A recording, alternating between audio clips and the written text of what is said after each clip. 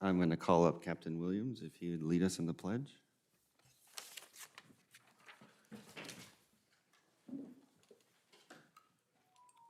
Honorable Mayor, members of the City Council, if you please join me in the Pledge of Allegiance. I pledge allegiance to the flag of the United States of America and to the republic for which it stands, one nation, under God, indivisible, with liberty and justice for all.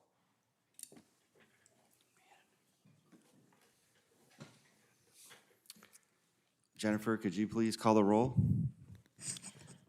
Councilmember Avila, Here. Councilmember Beaver. Here. Councilmember Thorpe, Mayor Pro Tem Duncan. Here. Mayor Bogue. Here. All right, so that moves, it's going to take us to the approval of the agenda. We're to take the public hearing agenda item first at 6:03. Are you guys okay with that? Do we need a motion? I motion. I'll move that on. You move it? Yes. Second. All right, so we have a motion and a second to change the public hearing to the first item. All in favor? Aye. Anyone opposed? All right, so did we do that too fast? I know we're supposed to wait till 6:03. I'm going to let the attorney decide whether it's only 6:01. By my watch, we have one more minute. We have one more until minute, okay. 6:03.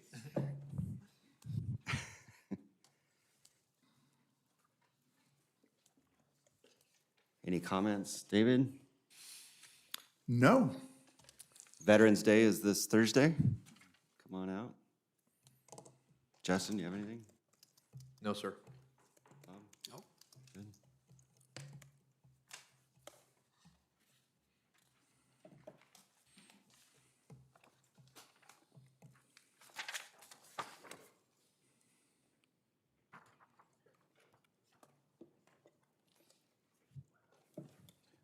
Losing my second hand.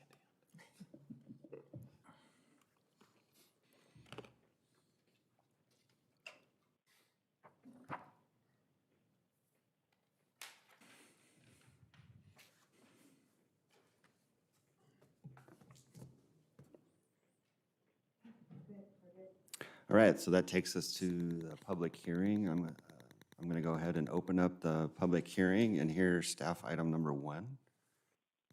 This Jennifer? Yes, thank you, Mayor Bogue and Council. This public hearing is to receive input from the community regarding redrawing of election district boundaries.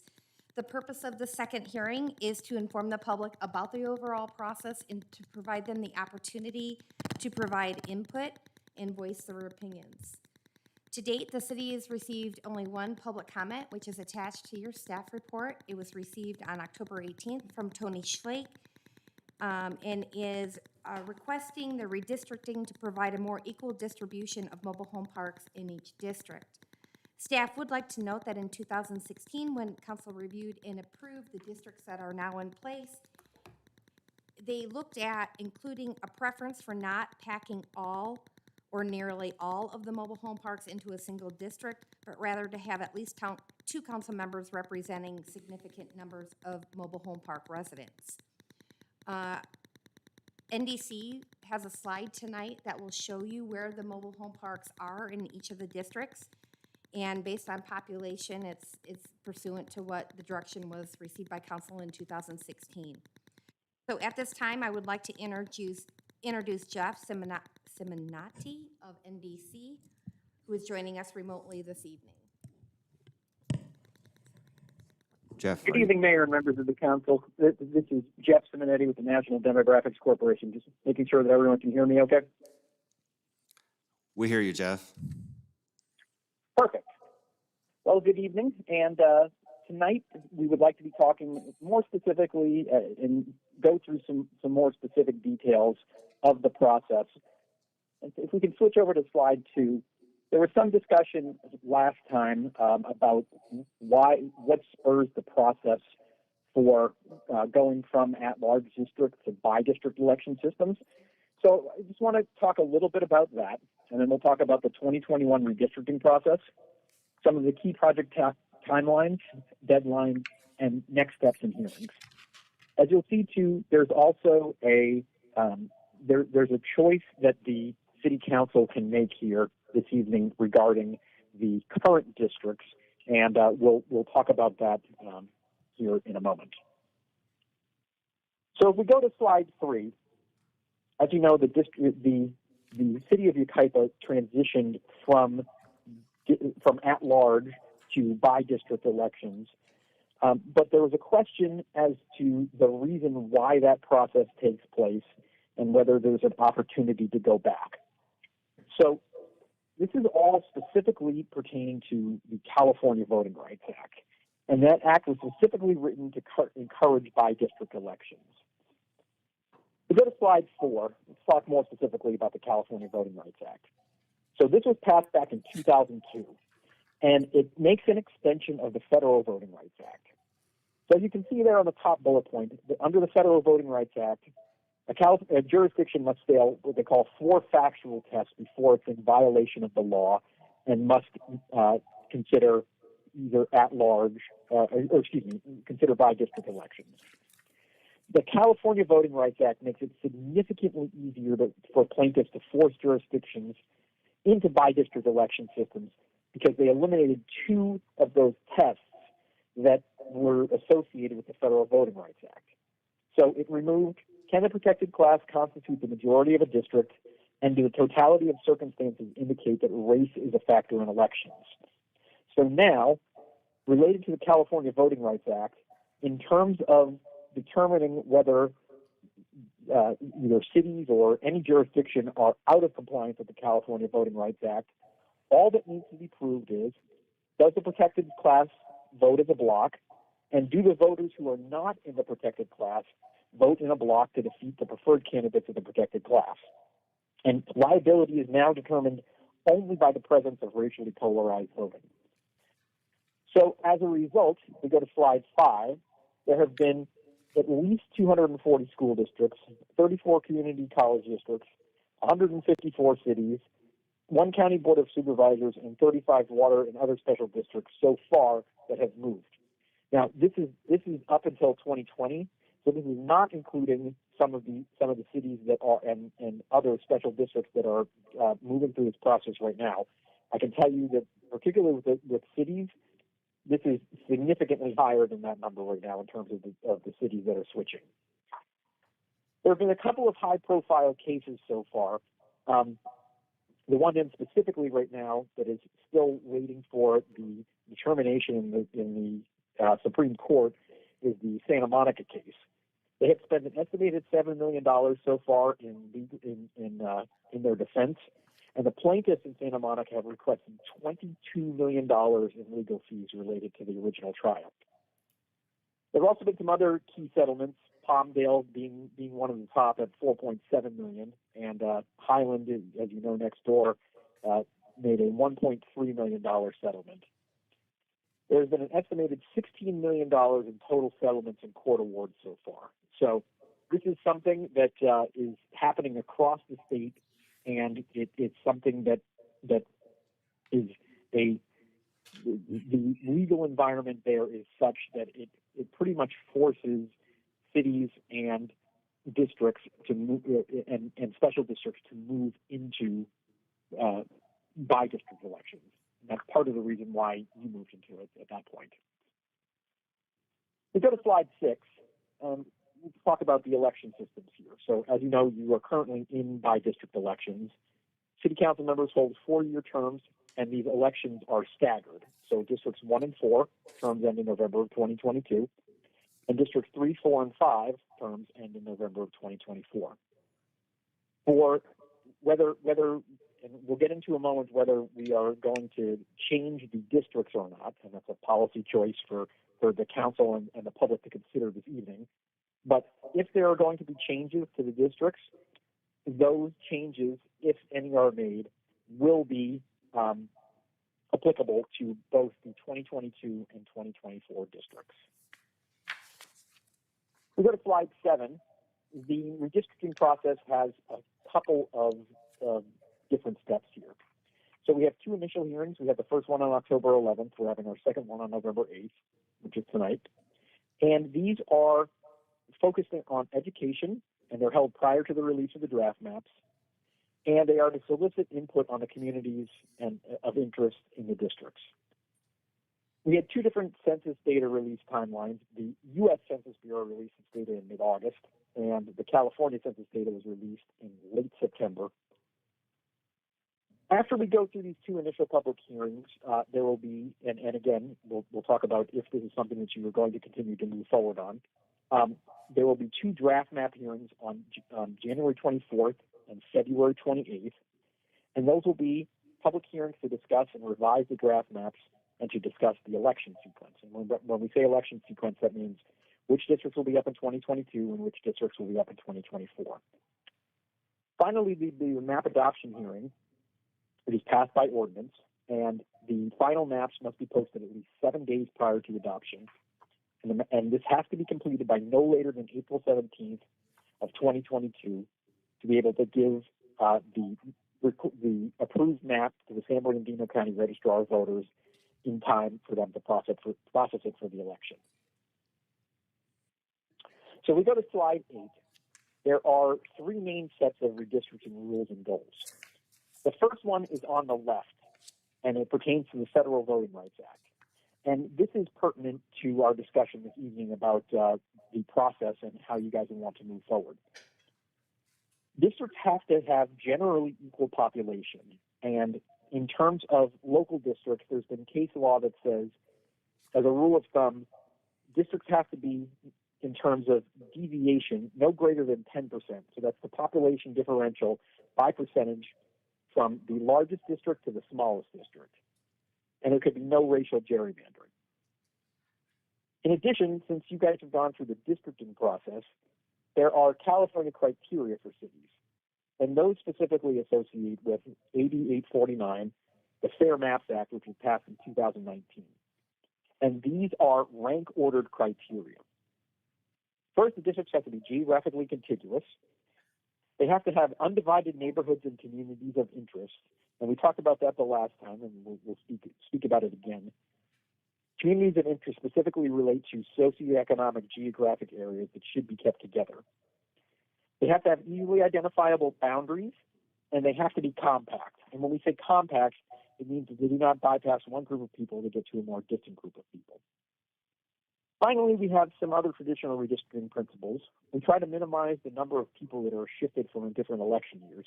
So let's say, for example, you're currently in a district that votes in 2022, but the lines get redrawn and you're now in a district that moves to 2024 seat. We try to minimize the number of people that are shifted between election cycles. And we look to preserve the core of existing districts whenever possible. If we go to slide 9, here is something important, and it pertains back to the discussion that we had, and will also potentially change the course of how you guys move forward. So here's the 2020 census data for Yucaipa's existing districts. The important thing to look at here is the total population, the top three lines, the deviation from the ideal, and then the percent deviation. If you look in the third row there at the percent deviation, the total deviation is 8.66%. So it's under the 10% threshold. One thing that I want to mention here is that you'll see, for example, District 4 and District 2 are underpopulated. That doesn't mean that those districts shrank or that the total population of the city shrank. The total population of the city actually increased. Increased by approximately 3,000 residents from the 2010 census. What has changed is that districts 1, 2, and 3 grew at a faster pace than districts 4 and 5 did. So that's the reason why you're seeing the shifts in population there. So it's relative growth rather than on an absolute sense saying that districts 4 and 5 shrank. So you have a population deviation between the districts that's under 10%. If we go to slide 10 here, you have balanced districts. So they're balanced using the 2020 census data, and in addition, the current districts, as we've reviewed, are reasonably compact.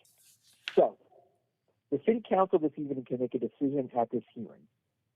Would you like to continue the redistricting process to consider changes to neighborhoods and communities of interest and refine the current district lines? Or would you like to keep the current districts as is? That is a policy choice for you to consider this evening. I want to make clear that regardless of the decision, Yucaipa must still hold the 4 required hearings and pass an adopted ordinance to the district boundaries, either current or changed by April 17th.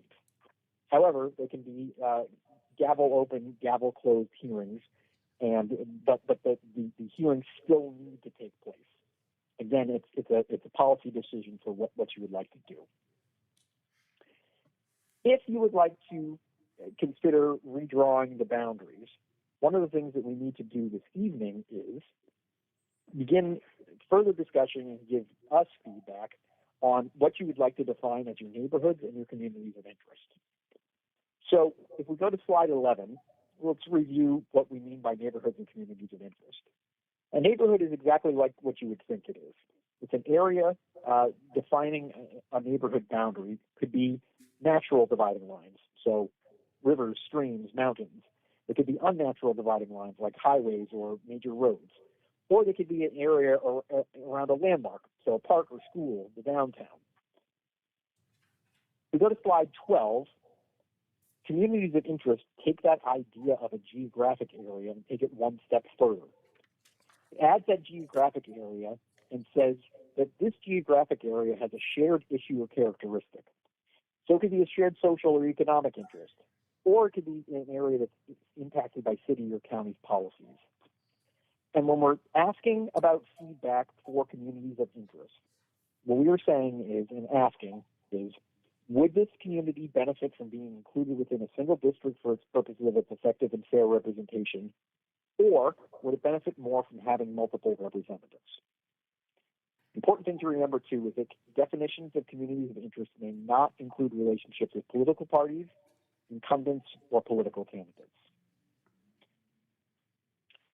If we go to slide 13, this is again the list of possible neighborhoods and communities that we discussed at the last hearing.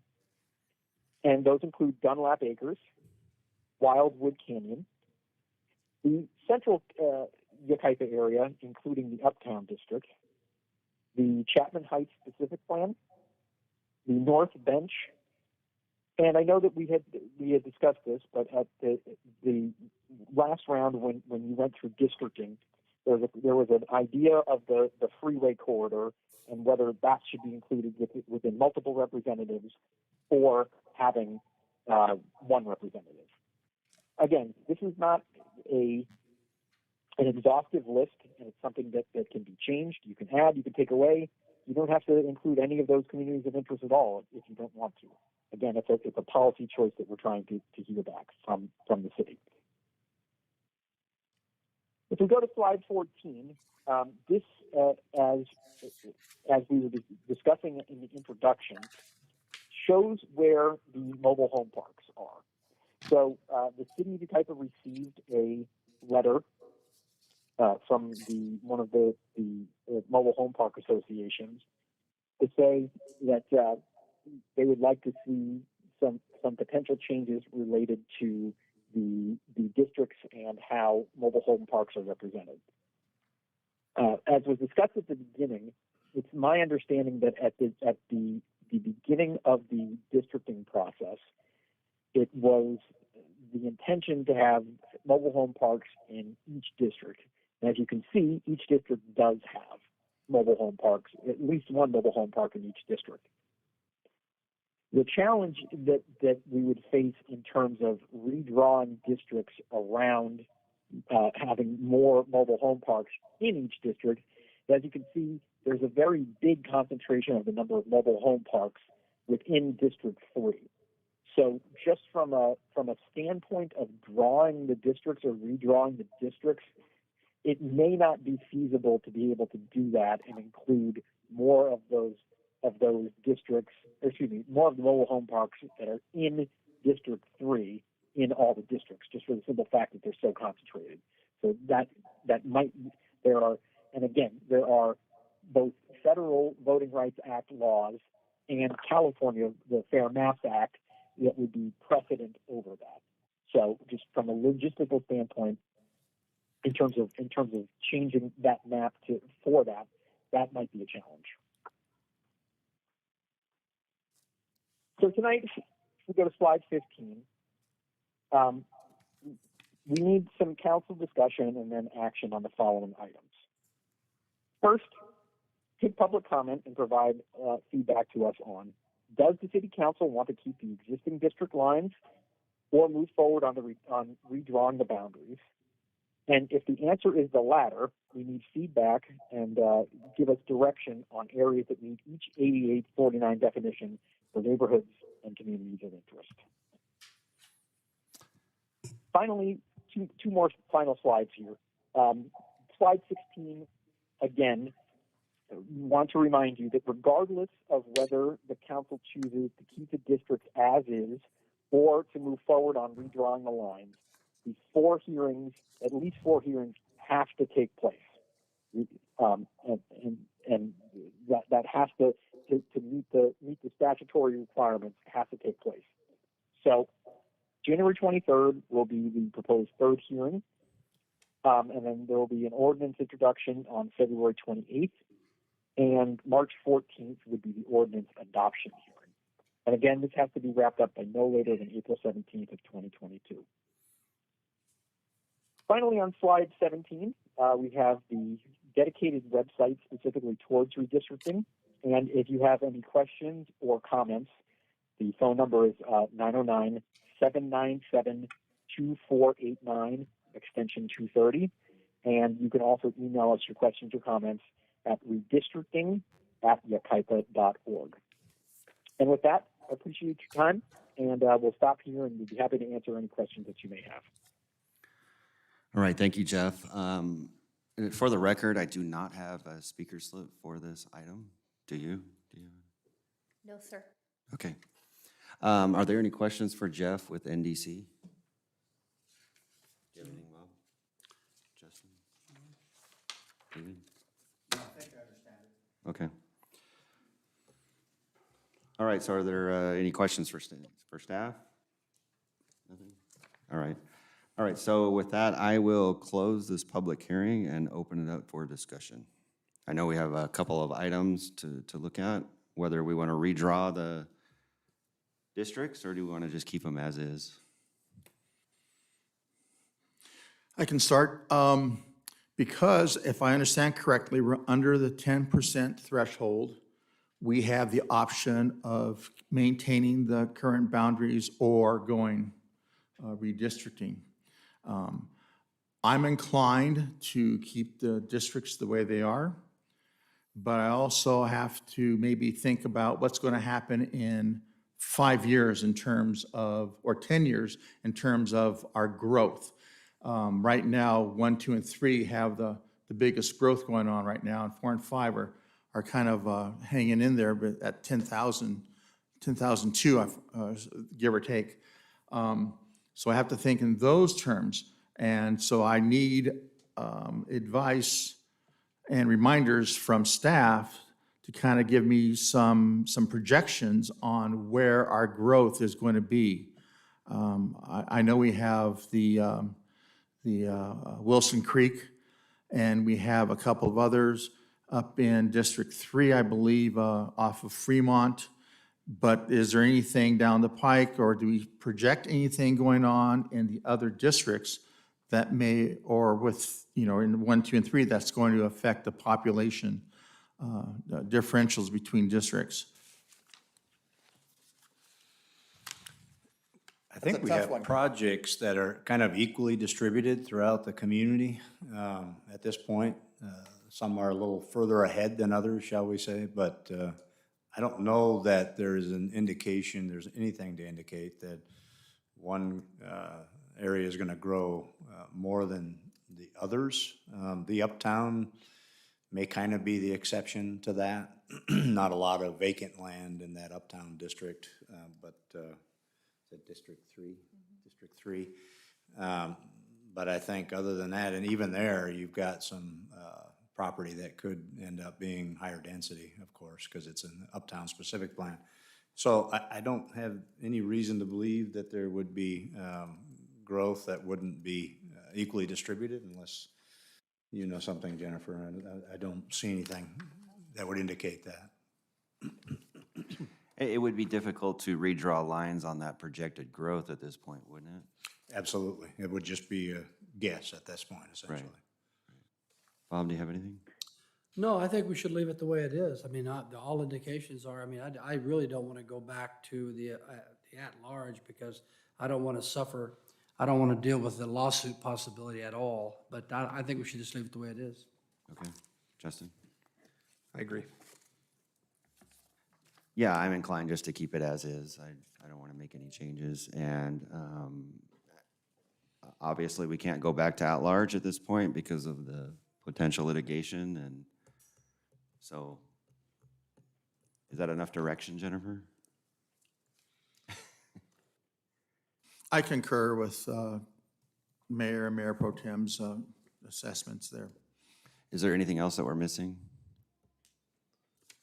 I'm good. Thank you. So what I'm hearing is that keep the districts how they currently are? Would we need a motion on that, or we'll just go to the next? Well, I next just two want to make sure meetings? that's all that's really the only thing that we're looking at right now, correct? Yeah, either keeping the districts as they're drawn now or provide input tonight to NDC so that they can start bringing maps based on the input received, either communities or, Okay. All right, so do we have a motion to just keep the districts as? I'll move to keep the districts the way they are and to not further pursue any discussion relative to going from districts to at-large voting. I'll second his motion. All right, so we have a motion and a second. Any further discussion? All in favor? Aye. Anyone opposed? All right, thank you. Thank you, Jeff. All right, so that's going to take us to an employee introduction, and I believe this is Landon? Oh, it's Ray. Okay, sorry, Ray. Thank you, Mr. Mayor, members of the council. This is the employee introduction for Shane Massoud. Come on up, Shane.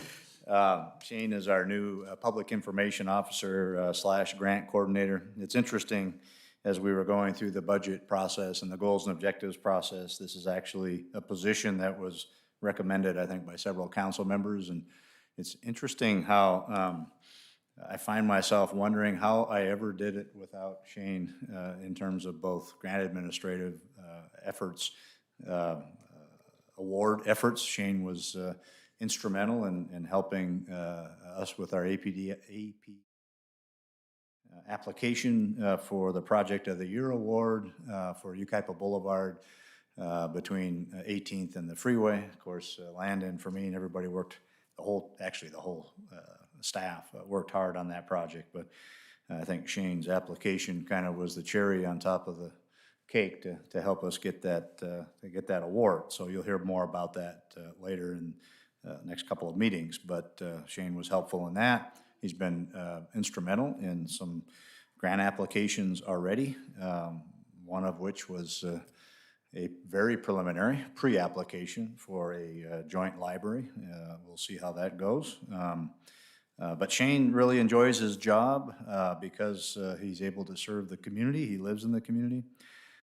His strategic engagement is amazing already. He's met with lots of folks, the media, of course, different elements of the media, but folks in the community, chamber breakfast the other day. He continues to reach out to all of our partners in the community and get to know folks that we are working with all the time. He enjoys having the opportunity to meet new people and share that our efforts with the rest of the community. As I said earlier, one of his greatest contributions already is helping us with the APW award for the 2021 Local Roadway Project of the Year. He's right now working on a number of writing assignments, press releases for the Wilson 3 Basin project, of course, the local road project, letters in the Newsmirror, Our Town Magazine, and helped me with a recent presentation for the City Managers Forum for the Pass area, where we participated with Beaumont, Banning, Calamasa, and of course, Yucaipa. He's working on the interchange press release, grant funding opportunities with Caltrans Clean California program, which I know is near and dear to your heart, Mr. Mayor. And again, with his writing skills and his relationships with Caltrans and other of our partners, our elected delegation, Shane is just going to provide so much support and assistance for everything that we are doing. We're really looking forward to continuing to grow and work together in that effort. He likes to hike, camp, and barbecue. I think we may have lost his, sorry, I should have spoke a little faster. With that, Shane's family is here, Summer and Malachi, I'm sorry. I have to tell you one real quick personal story. I had the opportunity to plant trees next to Shane and his beautiful family, and really enjoyed it. So my grandkids and his son and his wife, and it was a lot of fun. So with that, Shane. Thank you, Ray. Thank you, Ray. I really appreciate that. Good evening, Mayor and council members. I'm very excited to be here. This is going to be a great opportunity. I'm looking forward to not only collaborating with staff, but with Ray as the city continues to grow and pursuing economic sustainability over the years. Staff has been great. They've been humble and teaching me and showing me the ropes here in this short 5-week stint here. I've greatly appreciated it. I'm excited and looking forward to being here. So thank you. All right. Thanks, Shane. Really quick, how tall are you? For the record, 6'8". 6'8". Yeah, because I know we're going to take our picture with you, and I always... I already figured it out. I'm going to be on the end. There you go. All right. You want to invite your wife and your child down to... Come on, buddy. Yeah. We just stand up. Stand up here.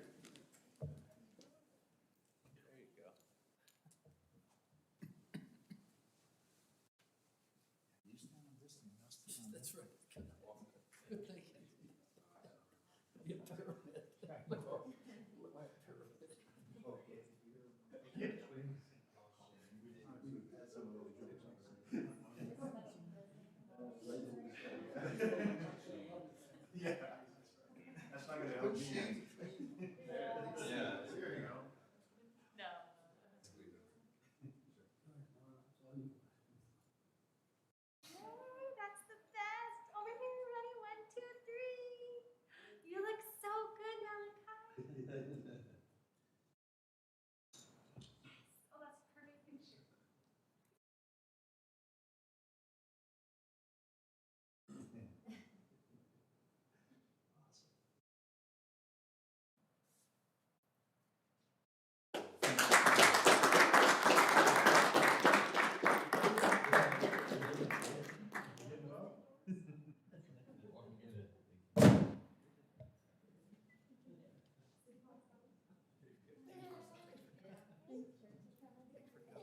Okay.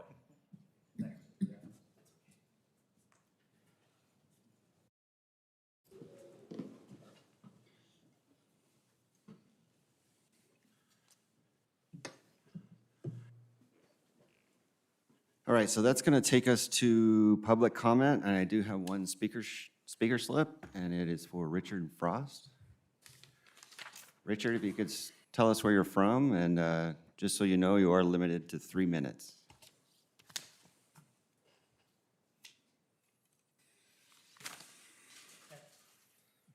Address is 12731 3rd Street in Yucaipa.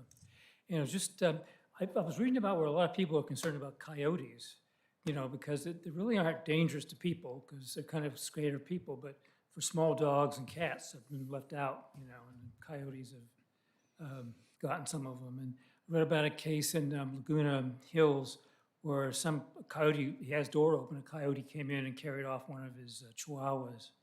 So I guess I know, I heard them howling the other night. I know my dogs were kind of concerned with that. And I guess there's nothing much you can do about coyotes, I guess, is there? Just kind of push them up back the hills or something, or, I don't know, I think that's something you'd have to take up with animal control. yeah, probably, yeah. If we can make comments on this, I would just like to get hold of Fish and Wildlife, and they have informational brochures, which includes don't leave water or pet food out at night. Make sure your trash cans are sealed up properly, and obviously get your smaller pets especially into the house at night.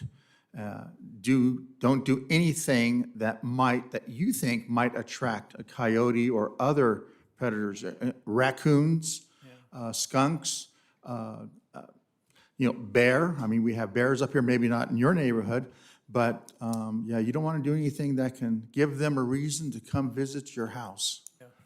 So, and I'll also just add on that, there are, the California Code of Regulations makes it illegal to feed coyotes. I know that sounds silly to say, but there are people who, they like to have the coyotes at their house. They feel more in the wilderness, but don't do that. It's illegal, please. All right, thanks, Richard. All right, so that's going to take us to the consent agenda, which are items 2 through 5. Are there any items one wishes to remove for consent? From consent? I'll move approval. I'll second. All right, so we have a motion and a second to approve the consent agenda. All in favor? Aye. Anyone opposed? All right, so that takes us to mayor and council business reports. Is there anything one wishes to report on at this moment? Bob, you have anything? Did we miss one? We missed 6? Oh, 6 I is guess part of it takes us consent. to number 6 first. So I apologize. That's actually part of consent. I don't know if you Was that part of listed consent? 1 through And it 5. says 2 through 5, doesn't it? Or is it part? Oh. Yeah, that's a mistake. That's a typo. It actually is 2 through Let's just take 6. up, let's take up number 6 right Yep, now. yep. Is there any discussion or anything you want to discuss on item number 6? I move approval on item number 6. All right. All right, so we have a motion and a second to approve item number 6. All in favor? Aye. Anyone opposed? All right, thanks for that, Bob. Mayor and council member business reports, anything? I do. I've got, I sat in on a call with the mayor of, a couple of mayors a few days back, and there is a movement now called Our Neighborhood Voices, ourneighborhoodvoices.com, and they're looking to get enough signatures to get on the ballot for 2022 to do a constitutional amendment to make sure that local control stays with cities, and it's not going to be done by Sacramento. And they ask us if we would consider doing a resolution of support for Our Neighborhood Voices, which is in opposition to SB 9. So I told the folks on that call that I would bring that up at our meeting. Who did you talk to, Bob? What's that? Who did you talk to? I talked to the mayor of the city of Loma Linda, and I talked to the mayor of a city in Los Angeles. They were the ones doing the presentation on the call, but it's called ourneighborhoodvoices.com. That's where you can go to find out more about it. But they asked that we do a letter of resolution of support for this movement. I think that's something to look into for sure. You guys want to bring that back? Or? Yeah, just so you know, I sent to the city manager, who I believe distributed to you, and a wrap-up of the SCAG meeting I had last Thursday, which included information about Senate Bill SB 9 and what some of the impacts are that's happening. And the reason why I asked you is because I don't remember anybody at SCAG talking about what you're talking about, but I will follow up and talk to Loma Linda and find out who that other person was, because if it's just those two guys, I mean, there's got to be more, because SB 9 is, in my opinion, a disaster. And like to see where, where SCAG is on this, because I think SCAG is actually in favor of it, but we need to find out who's against all of this stuff and come back with more information on this subject. If you don't mind, I can follow up on that. I don't mind at all. I just, they're gathering signatures now, and they're creating an initiative to get out there and get the signatures, to get it on the ballot so that it will keep local control at the city level and not give it to Sacramento. And they want to do a constitutional amendment, which means it can never be changed. Right, no, I get it, but I want to make sure that it's just not these two guys, that we need to make sure that there's others involved, and that's, all within the Southern California Association of Government region. So I'm on their website now. It does look like there's several cities, Redondo Beach, Brentwood. It looks like there's actually got quite a following. I've also forwarded it to the city manager. Perhaps you can disseminate to council. Well, I think that's going to lead us into the possible action on pending legislation that Ray is going to inform us on. But going back to the letter, I'm all for at least looking into it. And then if they have a formal letter that we sign on to, I'm okay with that. But you have to bring that back to us, right? Correct. Okay. And perhaps there's some information through SCAG as well that we can bring to bear in that process. It's interesting. I'll talk about I'm sorry, are there other Are you guys reports? good? All right, so that takes us to possible action. Thank you. So it's an indication that the state certainly has exhibited overreach in many instances relative to housing in particular, in that there are a number of initiatives that are being discussed, and I'll talk about basically two others that are very similar to each other. And for whatever reason, as a result of my being on the Housing and Economic Development Committee at Cal Cities, they've asked me to serve on this working group relative to ACA 7, Municipal Affairs, Land Use Reform, and that's very similar to the direct initiative, which is 21-20016. ACA 7, the difference is ACA 7 is going through a legislative process, or could go through a legislative process. It seems to be a little stalled out right now. That would result in the legislature voting to put something on the ballot. The initiative process is very similar to the process, of course, that Mayor Pro Tem talked about relative to the getting rid of SB 9. And that process requires an adequate number of signed signatures for a petition. But the only difference between the two, they're both intended to favor local control over state law where there is a conflict. And so the effort is if a city meets certain conditions, adopts certain ordinances, that when there's a conflict between the local ordinance and state law, that the local ordinance would prevail. The three differences between the two, and this is kind of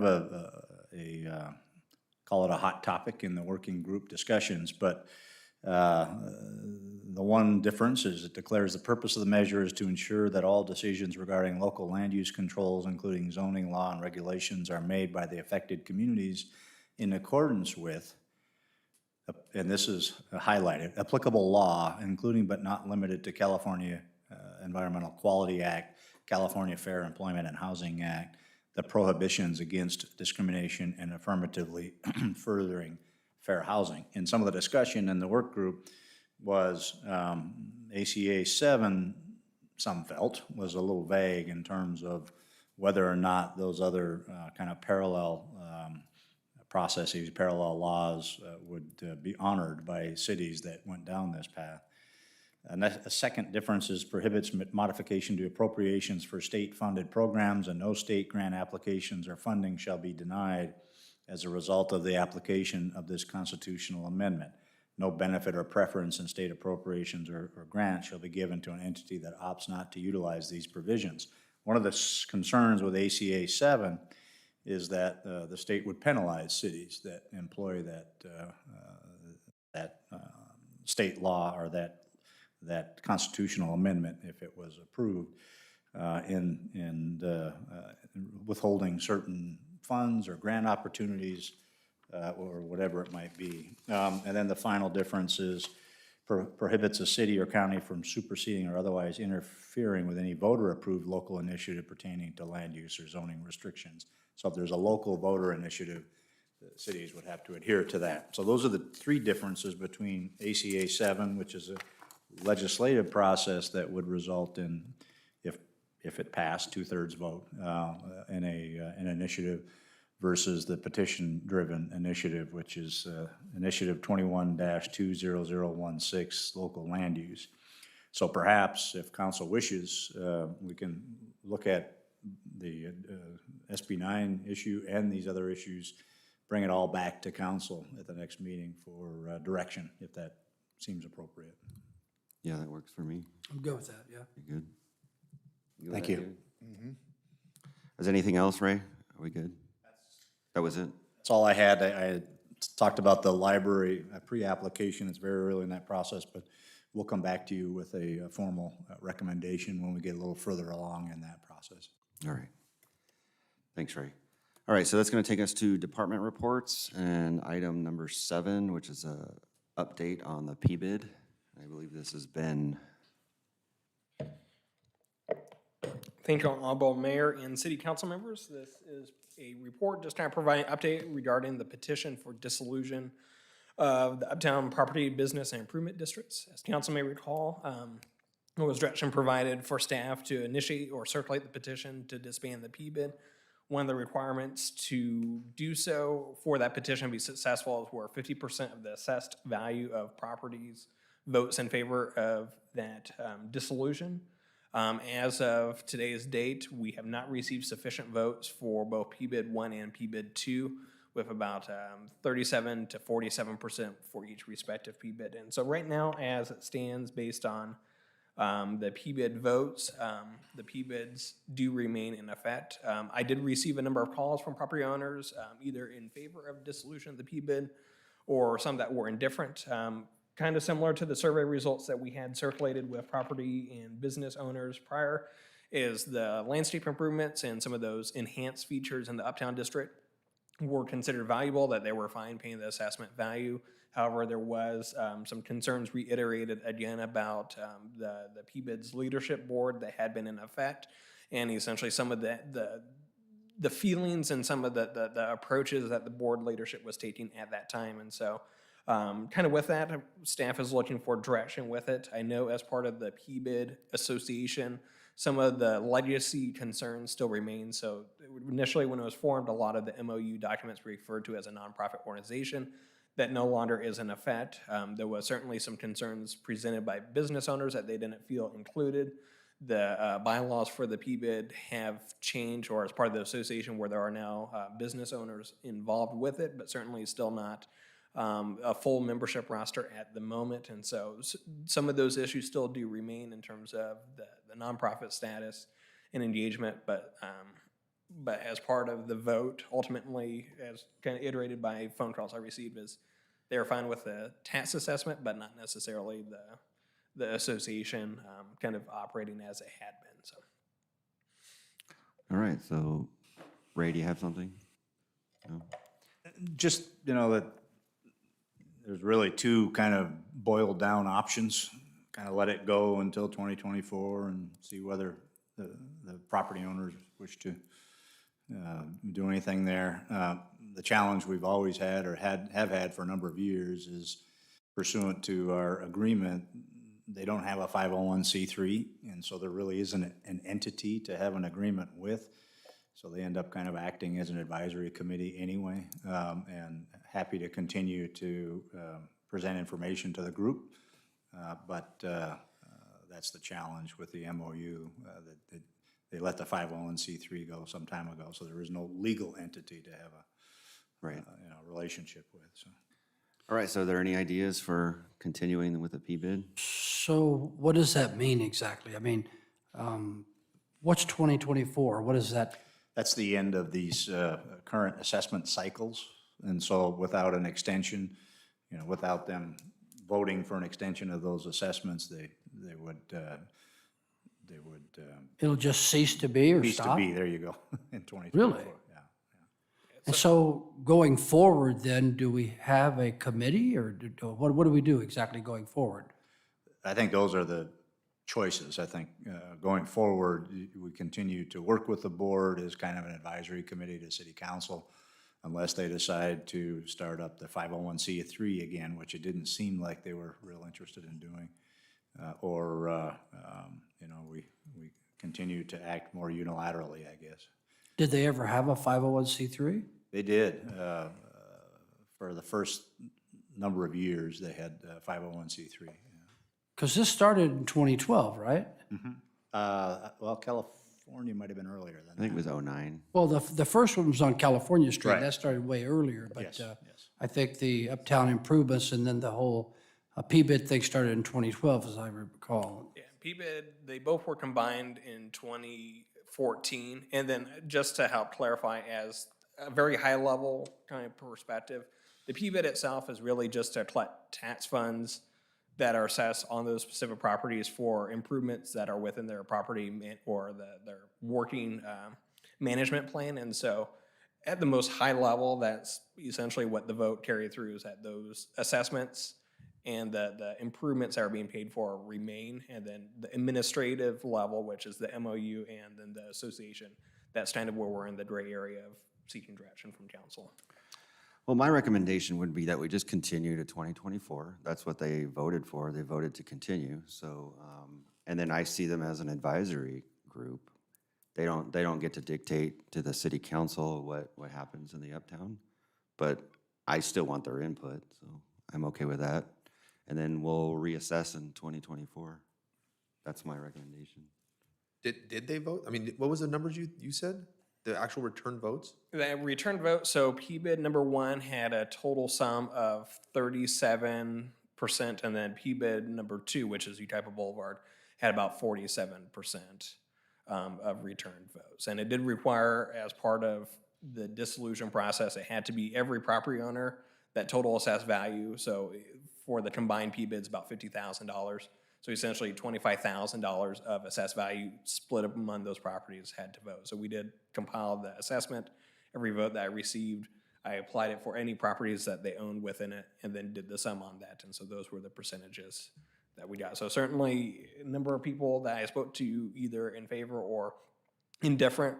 Some people said that they were indifferent with the assessment and then chose not to submit a petition for it. Was there any that opposed the dissolution of the disestablishment, of the PBID? I think the general sentiment was because they did value the improvements that are in the uptown, that they didn't want to necessarily see that pool of funding that was specific to the uptown disappear. I know as part of the survey results and some of the information city council had indicated that they would maintain those funds and absorb it in the general fund, but some of the property owners were still insistent that they wanted to have those values as part of it.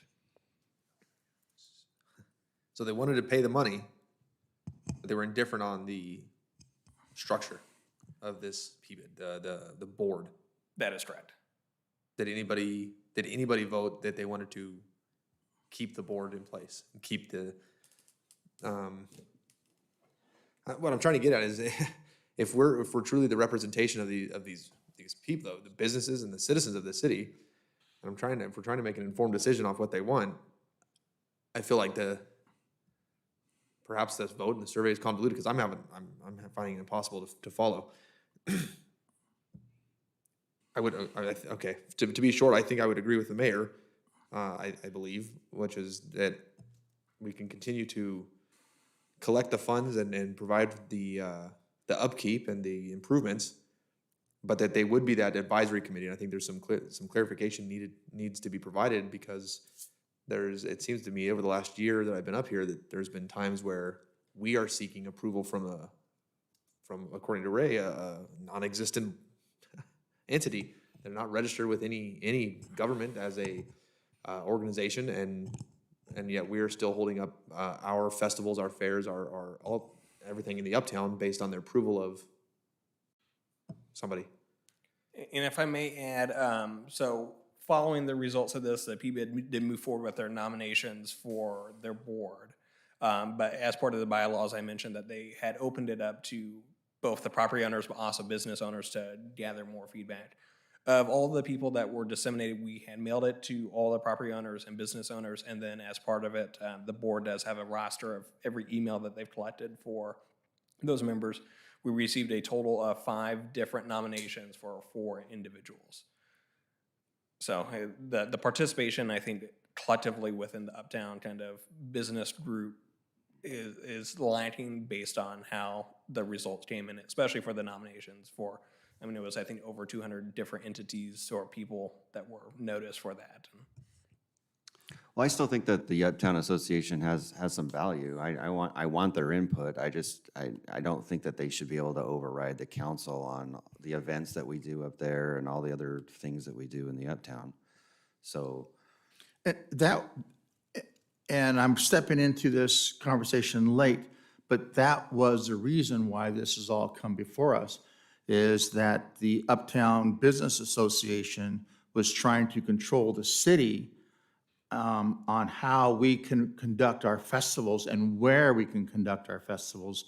And it was that classic, I think I use this term with staff, the tail wagging the dog, and which was inappropriate. And it was, and after a study was done in-house, we found out that it was actually cheaper for us in terms of actual costs to dissolve the PBID and maintain all of the amenities ourselves than it was to, keep the PBID, keep the Uptown Association running it. And there were instances, if you guys recall, that we were not, the city was not even allowed to attend the meetings. Correct. That's how bad it got. Now, I agree with Councilmember Beaver, is that if we go with letting this sunset on its own at 2024, that the association needs to understand that they are simply an advisory, and we will consider their input, but we make the final decision, and that they cannot interfere with our final decision, which is, I think, is very, very important. Well, currently they are an advisory because they're not actually an established entity at this point. Right, but they haven't been established an entity for, what, a couple of years? It's been some time. And as early as Music and Arts Festival, they were. But they were still telling us what to do and how to do it. And just to be clear, I don't think it. And we need to, as Councilmember Beavers is alluding to, that's done. My personal preference is that we dissolve the PBID and make it final, and that way they can still maintain their Uptown Association. We're just advising them of what we want to do, and then if they have any considerations that they'd like for us to weigh, we'll take it, just like we take any other public, but they have. I just don't want us to be in this position again where we have to fight or argue. But I think the first step in the dissolution of the PBID was the vote, correct? So we didn't get the vote that we needed at this point. Well, but I concur. I would. That's again, was but hoping that's that it would- mine. If it was up to me, if I was king of the world, this is what would happen. And then just for that point, though, it's not because we want to be kings of the city, but we have to recognize that the PBID and the Uptown Associations are interested in their business and altogether focused on themselves, whereas it is incumbent on the 5 of us to make decisions that are better for the community. And so when they start to become involved in the decision-making of what happens in the city of Yucaipa, it raises the question, is it best for the city or is it best for the PBID? Which is why they have to remain an advisory committee to the council or seek public office on the council to make decisions as a whole. But they have to be an advisory committee, not making decisions on behalf of the city of Yucaipa. So the big rub for, well, first of all, there's some real toxic elements in their board of late. I was involved from 2012, And I know why they were complaining in 2012, because Pam Eminger, in conjunction with the city, would set up anything they wanted to up there, and they didn't have any say. And that's why they put that escape clause where they could cancel the P-bid, because they weren't happy. What they were asking for is two things. One, they would like to be included in the decision-making for the Uptown festivals specifically, and two, have a say in how the city spends their money, because the money is collected, extra taxes are collected, and then they weren't having any say at all in the way those monies were being spent. That's reality. I dealt with this on many occasions, and you would be pissed off as well if I was taking your money and not giving you any say in how I spent it. Those are the two big issues. One, they just wanted to be included in the planning, which I didn't think was too unreasonable. And then two, have a say in how their money's being spent. And they asked for their own checking account. We went through that whole process. Bottom line is, I want to dissolve it as bad as you do. But the reality is, if we can't get along with them, I don't know why we can't get along with them, except the fact that there's some toxic elements in their board. That's reality, right? So just so that I'm clear on where you're at, where are you? Do you want to get rid of the PBID at this point, or do you want to continue to would love to get rid of the 2020? PBID. Well, as of right now, they voted to. We can't. We have Yeah, to, we have to let it continue. sunset. I get that. So let's just let it sunset, I guess. We'll let it sunset till 2024. I guess. And then we'll use them as an advisory. I still want to hear what they have to say. I just think it, like you said, it has become problematic. Anyway, do we need to make a vote on this, or is this just a? No, I think a vote would be helpful in terms of giving council or giving staff clear direction about basically what you've already I make a motion that we let it sunset and that we consult them as an advisory committee. Sunset 2024. 2024, correct. I'll second. All right, so we have a motion and a second. Any further discussion? All in favor? Aye. Anyone opposed? Thanks, Ben. All right, so that's going to take us to item number 8. I believe this is for Ray. It is. Thank you, Mr. Mayor, members of the council. We put this on as a department report this evening at the request of several council members, given that we have continued with extending the existence of local emergency for both the pandemic and the El Dorado fire for some time. There are two issues remaining. One is with the El Dorado fire, in that we are still working with NRCS on the environmental approval. They're reviewing our environmental approval request for the Phase 2 of the NRCS-funded project to mitigate mud flows in the North Bench area, which is primarily a larger basin in front of Jefferson, Cherrycroft, on Wilson Creek. And so that requires environmental approval from resource agencies and also NRCS. We've requested an extension of time. They seem to be supportive of that, but that's what's holding that up. We are ready to build that project as soon as we get the permitting from those folks, including the resource agencies. On the declaration side relative to the pandemic, COVID-19, we still have an application that has not been completed for a temporary use faith-based group that took advantage of the temporary use permit process associated with the pandemic to allow for outdoor faith-based activities. We have been in communication, staff has been in communication with their representatives for some time, working with them on their application for a permanent CUP for that use, because it's, as it stands today, it's also not zoned for that use. And to date, we have not received a completed application.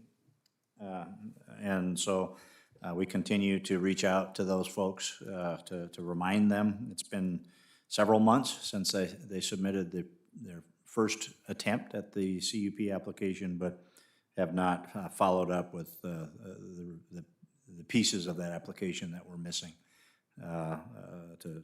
staff satisfaction at this point. But we continue to remind them of, this declaration is not going to be going on forever. So that is what's holding that part of the application or the declaration up. There are several restaurants that have taken advantage of enhanced outdoor dining recently. I think the American Road Trip opened up outdoor dining area pursuant to our conversations with them about their TUP and ripening to a CUP. They've gone through that process, and they seem to have done a pretty nice job of their enhanced outdoor dining. There are a couple of others that have talked to us about it. For one reason or another, they have come to the conclusion that it's not financially feasible for them at this point in time. So we don't think there are any other folks that would be wanting to do a CUP that haven't already processed that for restaurants, but we do still have the faith-based group that hasn't followed up. Happy to answer any questions you may have. So any the, questions? the faith-based group wants to have a outside seating area? They've been having outside faith-based activities for some time throughout the pandemic. They want to, I believe, use the existing building, modify the existing building, and still have some outdoor activities. And of course, it requires a rezone as well. It's not currently zoned for that use. Any other questions or comments? David, do you have anything? I do have something. At the bottom of the staff report, under fiscal impact, it says the extension of this declaration of local emergency will maintain the city's compliance with state and federal requirements for emergency response and continue the city's eligibility to receive state and federal emergency assistance funds. Is that relative to both items, or is this specifically to the El Dorado fire? It's relative to the El Dorado fire. There was a time when the declaration was necessary for, I think, CARES Act, or at least some elements of CARES Act funding. But I don't believe it's necessary for the current version of federal funding, the Arpa funding. Do we foresee any future federal or state funding coming our way only if we have an existing current declaration of a state of emergency in our city? I don't know of anything that, would require declaration for, whether it's the infrastructure funding, the ARPA funding. I'm not aware of any of those that would require the declaration be continued. If I may interrupt, I would consider the debris flow potential still until we get past this winter. My point of questioning is specific to COVID-19. And in fact, I think, should we decide today to move forward with continuing or extending these local emergencies, I would suggest that we bifurcate the two, so we're making sure that we're talking specifically on COVID-19 and El Dorado fire. I agree with Councilman Avila. The hill giving way during the next big storm is a very real concern. Specifically for District 1, but as a city as a whole, we need to be aware of that. My point of questioning is specific to COVID-19. And while I'm sympathetic and I want to be affording all the opportunities to anybody in our city to exercise their religious freedoms, the laws of the city of Yucaipa do require that applications be submitted and that temporary use permits, when they expire and are no longer authorized or no longer recognized because of the winding down, as it was put in the staff report, are doing what they need to do to be in compliance with the law. Every other entity to which, from what I've been told, has transitioned away or made necessary modifications and received the conditional use permit, except for one entity. Now, while they are a sanctuary church, that doesn't reprieve them necessarily from the law of Yucaipa. Also, while I don't want to find ourselves on Channel 9 News as the cities in the early phases of our pandemic did by being the bad guys to our churches, at some point we have to ask ourselves if we're bending the rules specifically for this entity, when in fact, if not for them, we would be out of this state of emergency as it relates to COVID. And I think my question right now is, if it wasn't for that, would you have come to us and recommended we end the state of emergency as it relates to COVID-19? I believe that is the only outstanding issue relative to the pandemic. And I don't know if that's a good enough reason to continue a state of emergency in our city as it relates to this pandemic. And so I'm not sure if this is a motionable item, but how would we go about winding down this state of emergency as it relates to COVID-19 or bifurcating the two for the next meeting so we can discuss it then? Well,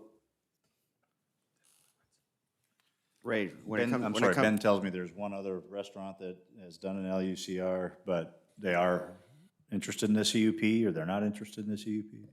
So we have two restaurants that have gone through the permit to essentially memorialize outdoor seating, American Road Trip being one, and then right now Denny's is going through that process as Okay, well. I'm sorry, so there's one other. Yeah, so there's one other. LUCR, not CUP, my mistake.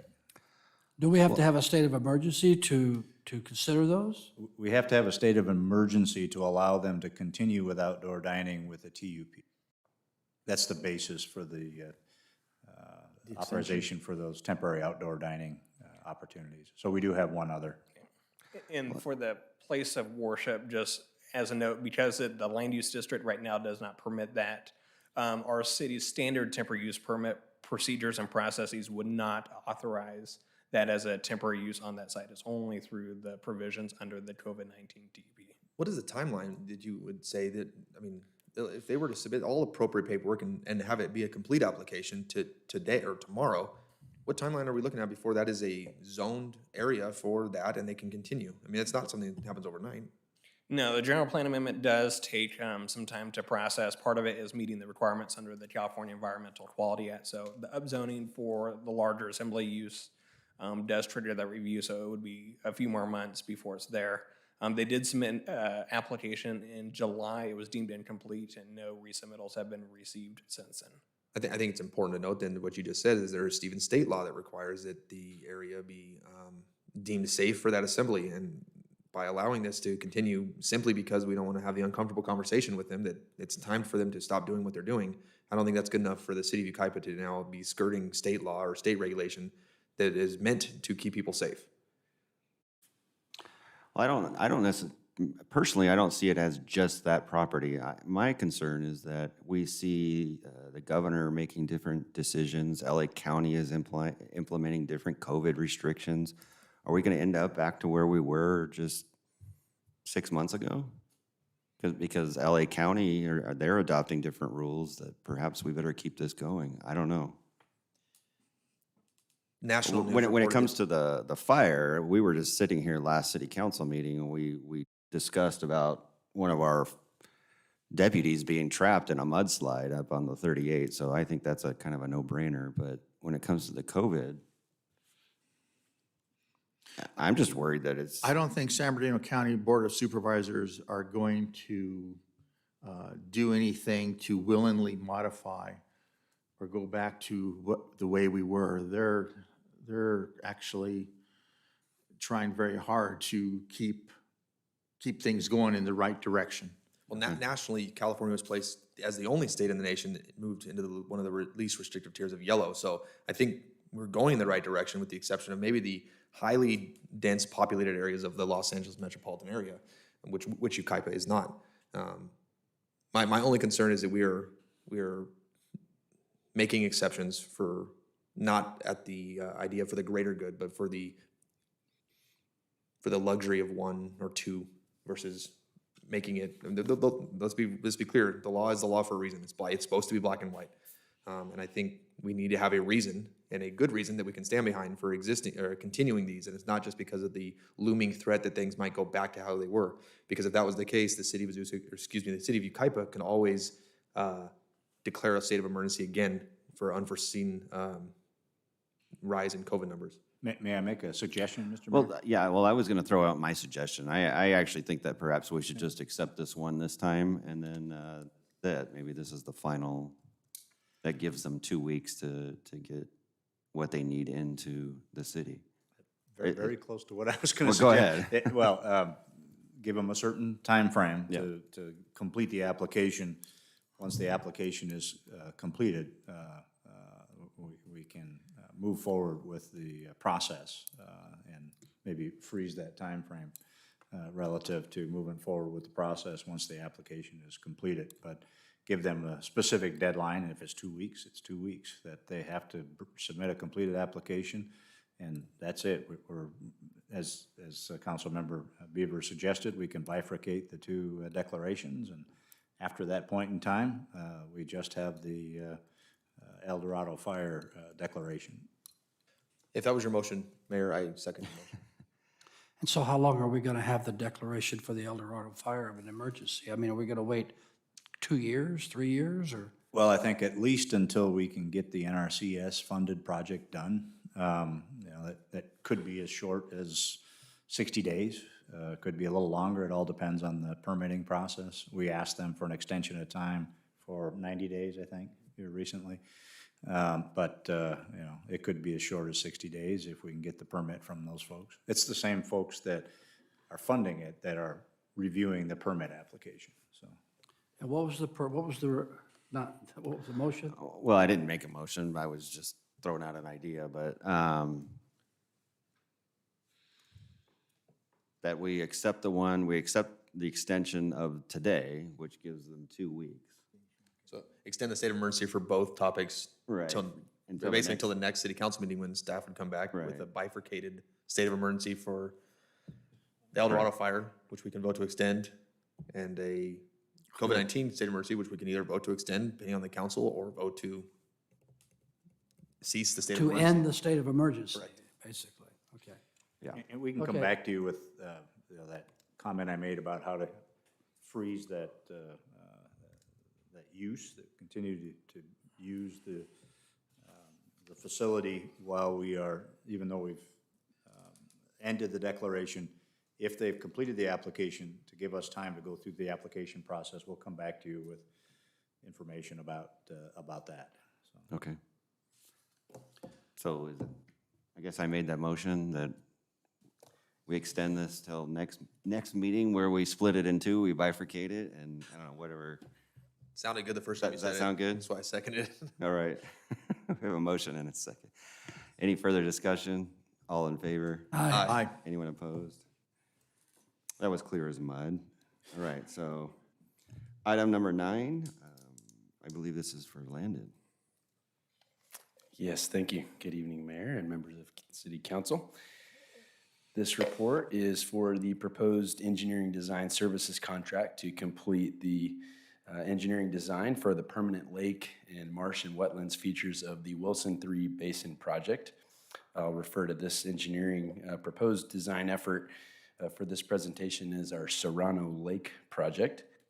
The slide before you here is the slide we've shown on several different presentations. This is the slide for the Oakland Creek specific plan area with the overall Wilson 3 Basin components shown, all phases, the residential areas and innovation areas, and that blue area here is the area of focus with this proposed recommendations tonight being the permanent lake feature and some of the other surrounding features around that permanent lake.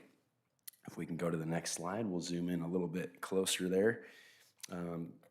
Consistent with the Oakland Creek specific plan and some of our prior reports and approvals, the construction of the Wilson 3 Basin project is happening in phases. The first of which is phase 1A, which has been completed, which was the grading for the large basin and the channel work and stockpiling of material. And then phase 1B, which continues that effort with some of the channel protection, riprap features, and storm drain improvements. Those are currently under construction now. In order to move forward with the permanent lake and associated features, staff developed a request for qualifications and proposals for the Serrano Lake project and advertised that. Included a conceptual design and some of the criteria that we're looking for to meet the needs for this project, including the recreational lake features in this marsh wetland area over toward the right portion of that lake area in green as the channel comes into that lake area. And through that formal RFP, we received 3 proposals, went through an evaluation process with the committee, and it was determined that CWE was the most qualified team to provide the services for the project. The proposed design services incorporate the preparation of conceptual plans, construction plans, the specifications and cost estimates associated with that design, and the supporting documents for the Serrano Lake project. The scope of the design includes many different components of this lake and the surrounding features, some of which include the lake aeration system, the lake liner system, the marsh and wetlands design, including the irrigation and planting plan for that marsh area, as well as other features of the lake itself and some of the pump components and features that will be required in order for the lake to function as a part of this overall basin project and the trail network, as well as some of the groundwater recharge components of the basin and the channels themselves. The recreational lake itself will be considered a non-body contact lake, no swimming, and the boating activities wouldn't be allowed to have any body contact with the water.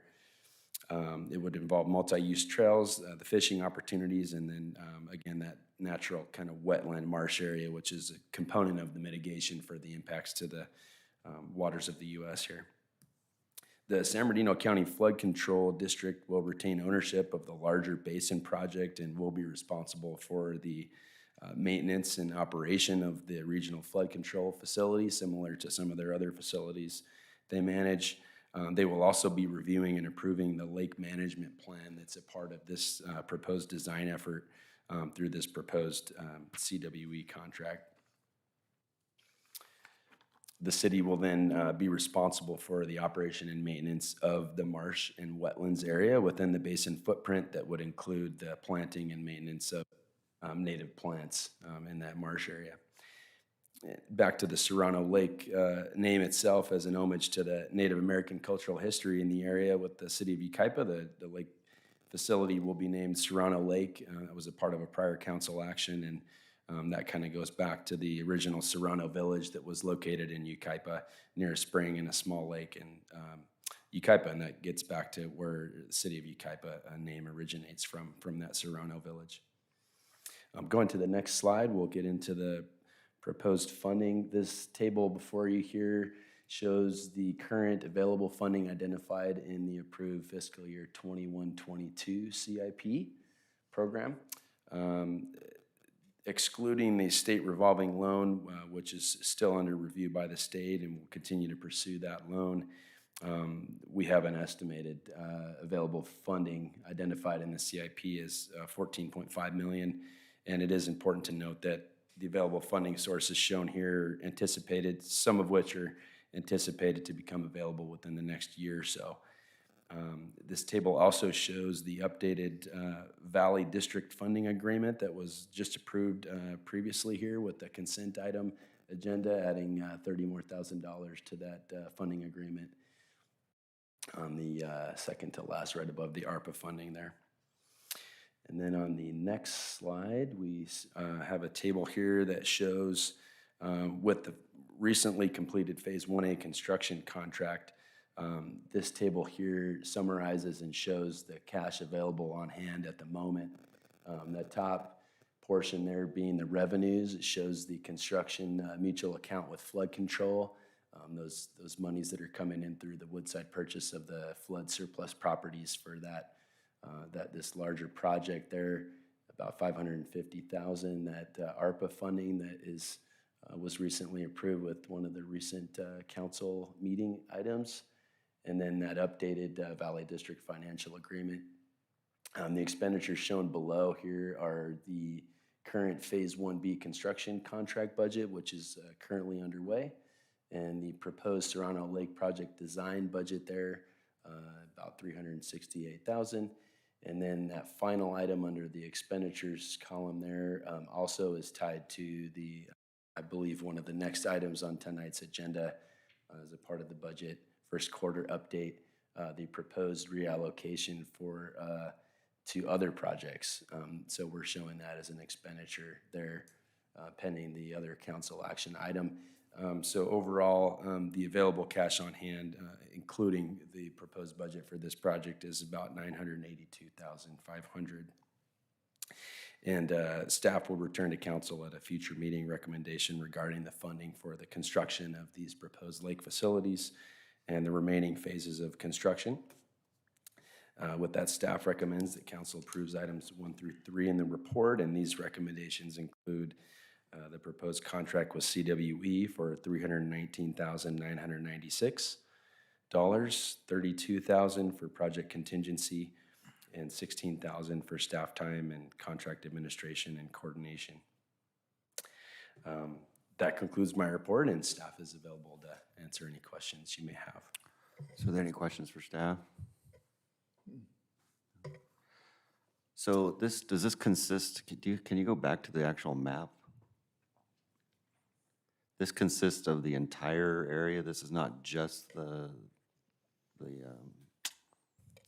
lake area? We're talking all the outer outskirts and landscaping outside? The engineering effort proposed with this contract is specific to the permanent lake feature, the liner. There's the marsh area that's connected as the Wilson Creek and Oakland Creek channels enter into that lake facility. It will retain about 50 acre feet or so in that permanent lake. It will also function with the overall basin itself and the recharge components. So this engineering effort is specific to the lake design for that permanent lake, the recreational features, the fishing, the aeration, some of the different components to maintain that water level. It's just going to be designed to kind of function with some of the other components in the trail network and potential. So it's not going to incorporate the outskirts, the outer perimeter? The outer perimeter components is a separate design effort, much of which has already been completed with the web contract for the Wilson 3 Basin. So this is kind of tying into that completed design. And when will we have the contract documents to go out to bid? For this design effort? Right. The proposed schedule, I believe, I mean, within a 6 months time frame to complete the design and be out to bid. Okay. Will we have this completed when the homes are completed? All the phases of the homes, or do we know? I'm not sure when the last phase of the Woodside homes are coming in, but it will be, the design efforts would be completed within hopefully a 6 month time frame, and we'd be able to move into construction shortly after with the component of the phase 1B and some of the other phases of construction, some of which haven't come before you. Okay. I didn't expect you to know Woodside Homes construction schedule, so I shouldn't have asked that. Anyways, any other questions? Wasn't there going to be a percolation factor at the bottom here somewhere? Because Mr. Riddell was always concerned about that. Yeah. And, great question. Yeah, the recharge component specifically, there's a 2 acre area designated just below the lake itself, which is right here just west of the 2nd Street extension. So that is one of the dedicated recharge areas, in addition to some of the soft bottom areas of the channel itself and this Oakland Creek channel for recharge. So the lake will be designed, and we'll work out some of the details with this proposed contract.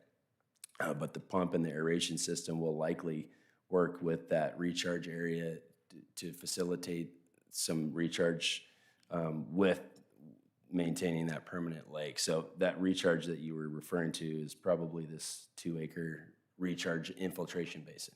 And the water that will come through with the storm events would kind of go through this permanent lake, and it would be designed to function to facilitate that recharge as well. so it'll overflow into that recharge area as it moves on down Wilson Creek. Huh? That's correct. All right, any other questions? Or motion? I'll move approval. I'll second. All right, so we have a motion and a second. Any further discussion? All in favor? Aye. Anyone opposed? All right, so that takes us to item number 10. I think this is for Ben.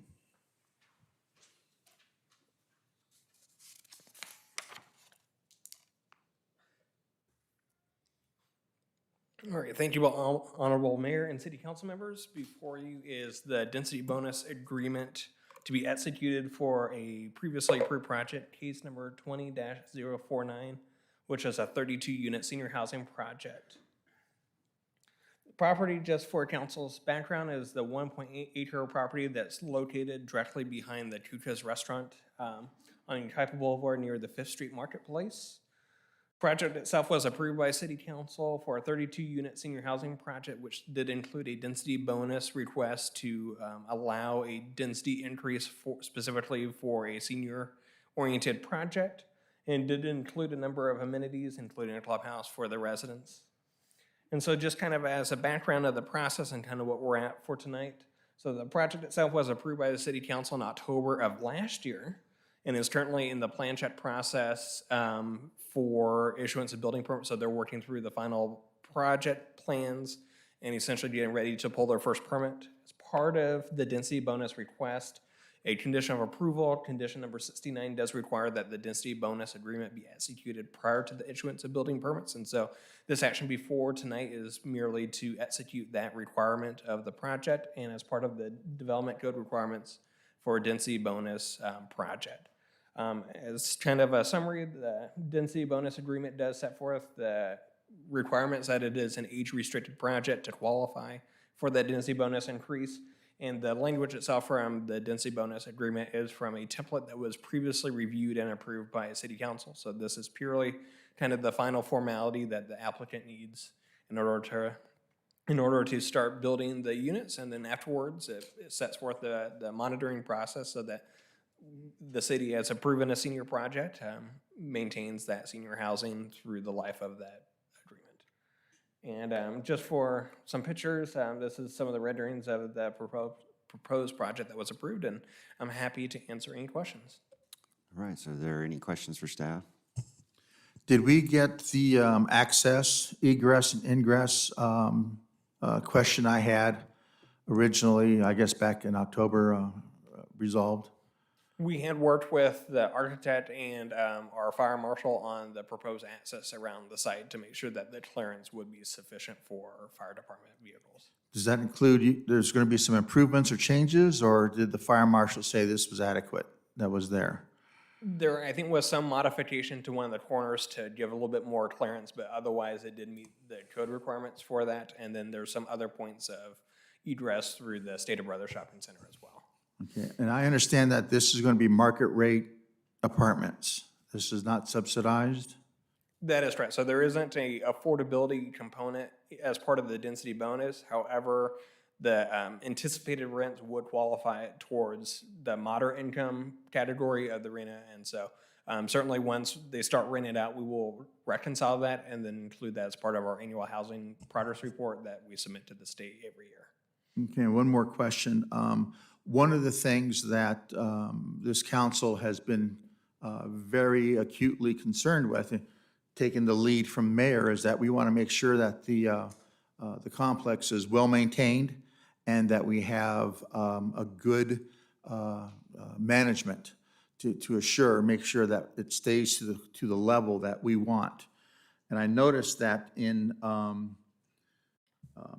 the agreements, number 6, on-site manager was intentionally omitted. What, why was that? I would think that would be something that we would be concerned with. So as part of the draft template, it did have reference for the section of on-site manager for certain apartment complexes that may have that component. This project, when it was approved, did not have a on-site manager. There are conditions of approval related to the property maintenance and maintaining that. And then for reference, the current owner of this project is the one that owns the Fifth Street Marketplace directly next door as well.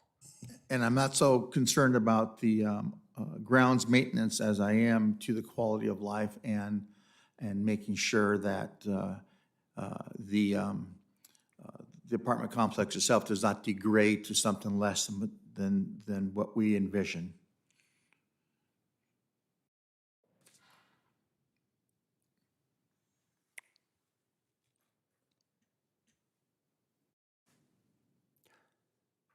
This is an age, you did say this is a senior age-restricted complex. That is correct. So it'll be Right, so then ages 55 or greater. I completely concur with the questioning that Councilmember Avila had with on-site management, but I'm a little bit less worried when it comes to senior housing. I think they're maintained probably a little at a higher standard. 55 plus is senior housing, and at 55, there's some experience on this table here that sometimes they're not just grandmas and grandpas like as we think. There's something a little bit more or less. I was gonna say, and one thing I did want to note, as part of the agreement, provision number 7 does, as part of their annual review and submittal of materials, does address providing details, subsection B, physical condition and maintenance procedures for the complex as well. So there is, as part of the annual report, they do have to document what the maintenance process is for that site as well. Okay, again, maintenance, I'm thinking of quality of life and to not have a degradation of the occupancies, not necessarily what it looks like, but who's in it. Ray, as we fire up our crime-free multi-housing element, is there a way that we can ensure that the contracts here reflect appropriately that crime-free multi-housing has a hand in the plays at this apartment complex? I was thinking exactly the same thing. That is a program that has got a lot of positive response from both the residents and the park or the multifamily property owners or managers. And so I think you're absolutely right on. I think that is the tool, the best tool to address your concerns, Councilmember Avila. Yeah, I'm not real happy about this project. I think the access is just terrible, ingress, egress, very unique, beyond my scope of experience. And that's the second thing, is making sure that we maintain a high quality of this just has to stay a high quality project.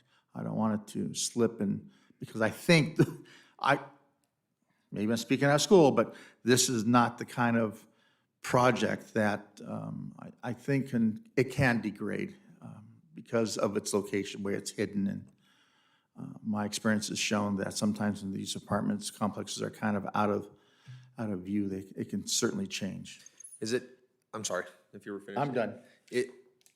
Is it gonna be a gated apartment complex? The renderings appear to be as though will be access gates, vehicular access gates. I believe, yes, there was gates on the I budget. don't know of any,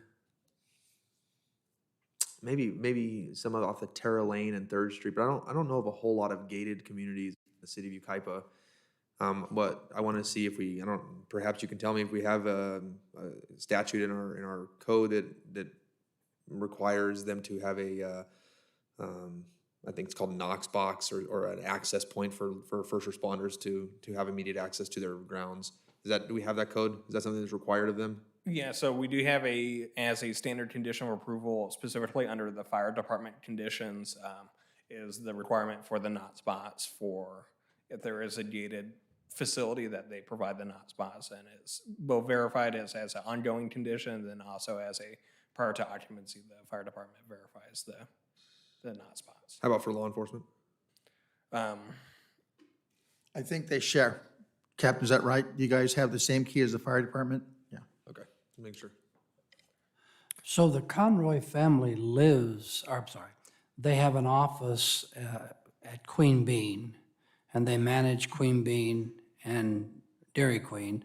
They also own the gym, and they're there every day. So I think, I agree with everything you've said completely. But I think that the Conroy family will manage this themselves. I don't think they're gonna rely on an outside management company. It looks like, I've talked to the son about it several times. I think we're okay with this one. They've done a pretty good job with the marketplace. They've improved that over the years. But I appreciate the discussion. So with that, is there a motion to accept? I'll move approval. I'll second. All right, so we have a motion and a second. Any further discussion? All in favor? Aye. Aye. Anyone opposed? All right. So that's going to take us to item number 11. And this is Andrew.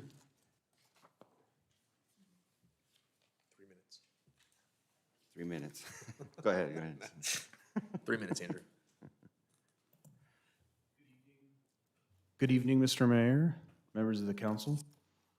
This item was reviewed before the Finance Committee earlier and was recommended for approval. So with that, this is the fiscal year 2021-22 quarter one budget review for the general fund.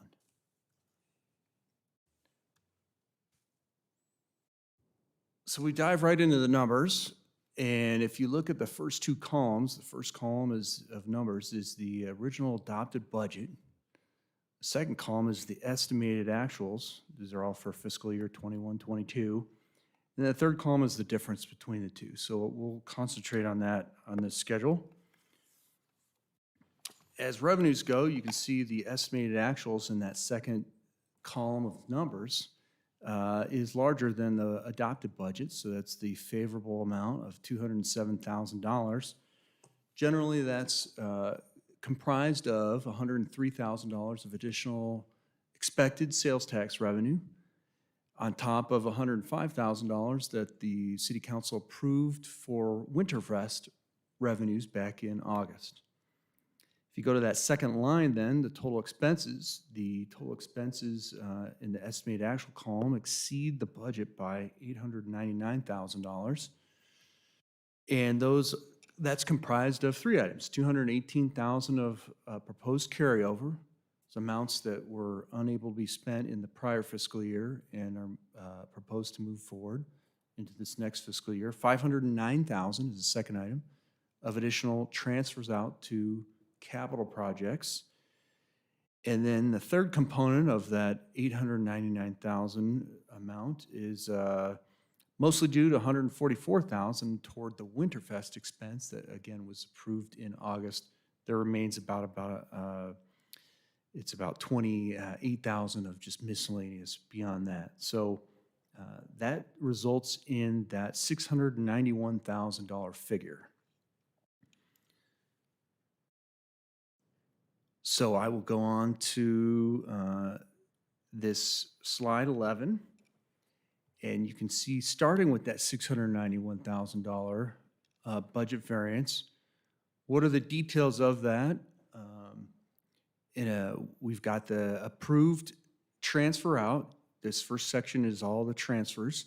The first transfer out that was already approved for $39,000 for the Five Winds El Dorado project.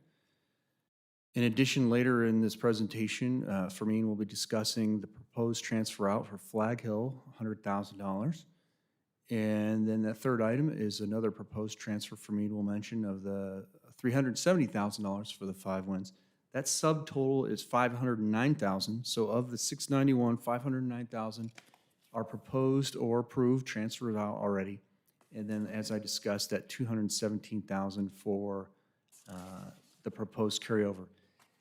If you take that $691,000, back out the $509,000 and the $217,000, then there would be, in essence, a budget surplus of approximately $35,000. This next slide, we won't have to spend a lot of time on this, but this is the fund balances by category.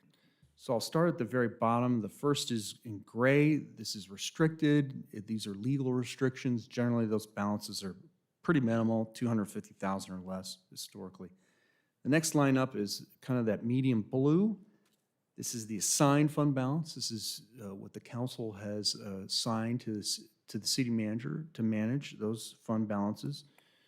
The green is the unassigned fund balance.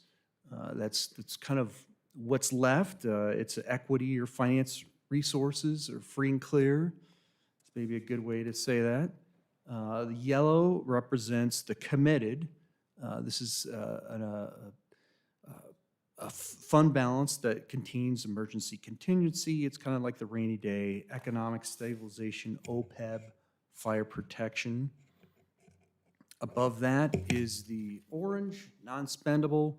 Generally, this tracks with the development impact fee loans. And then that top line in dark blue represents the sum of all the previous lines below it.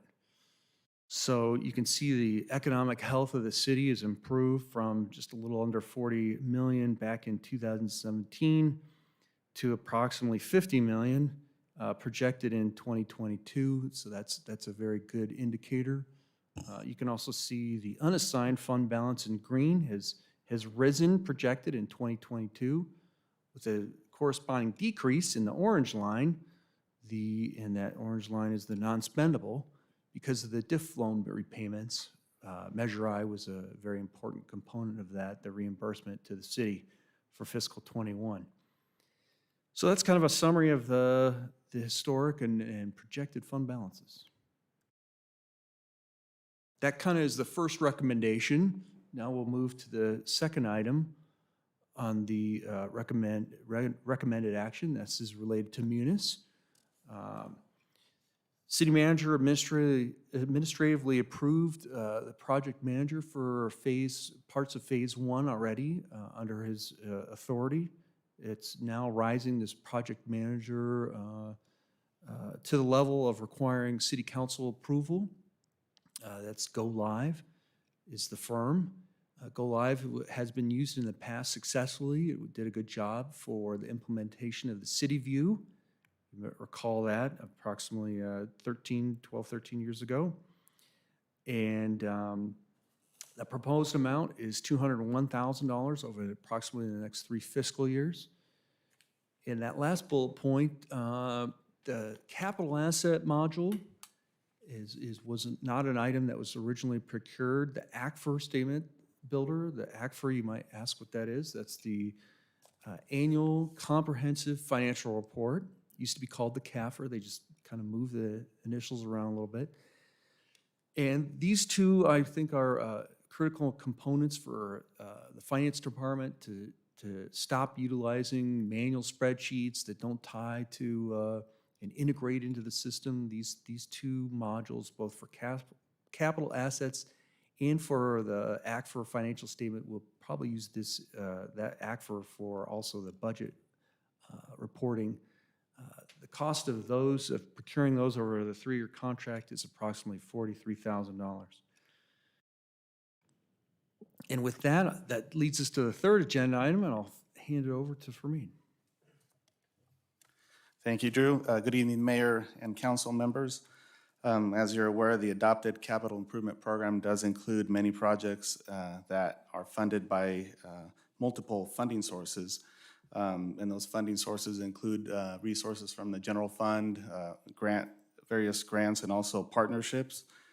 And so what staff has done is, per city council direction, as a funding, like Arpa funding or the CARES Act funding is received by the city, or if it becomes available, staff will evaluate as to whether this funding can be allocated to certain projects.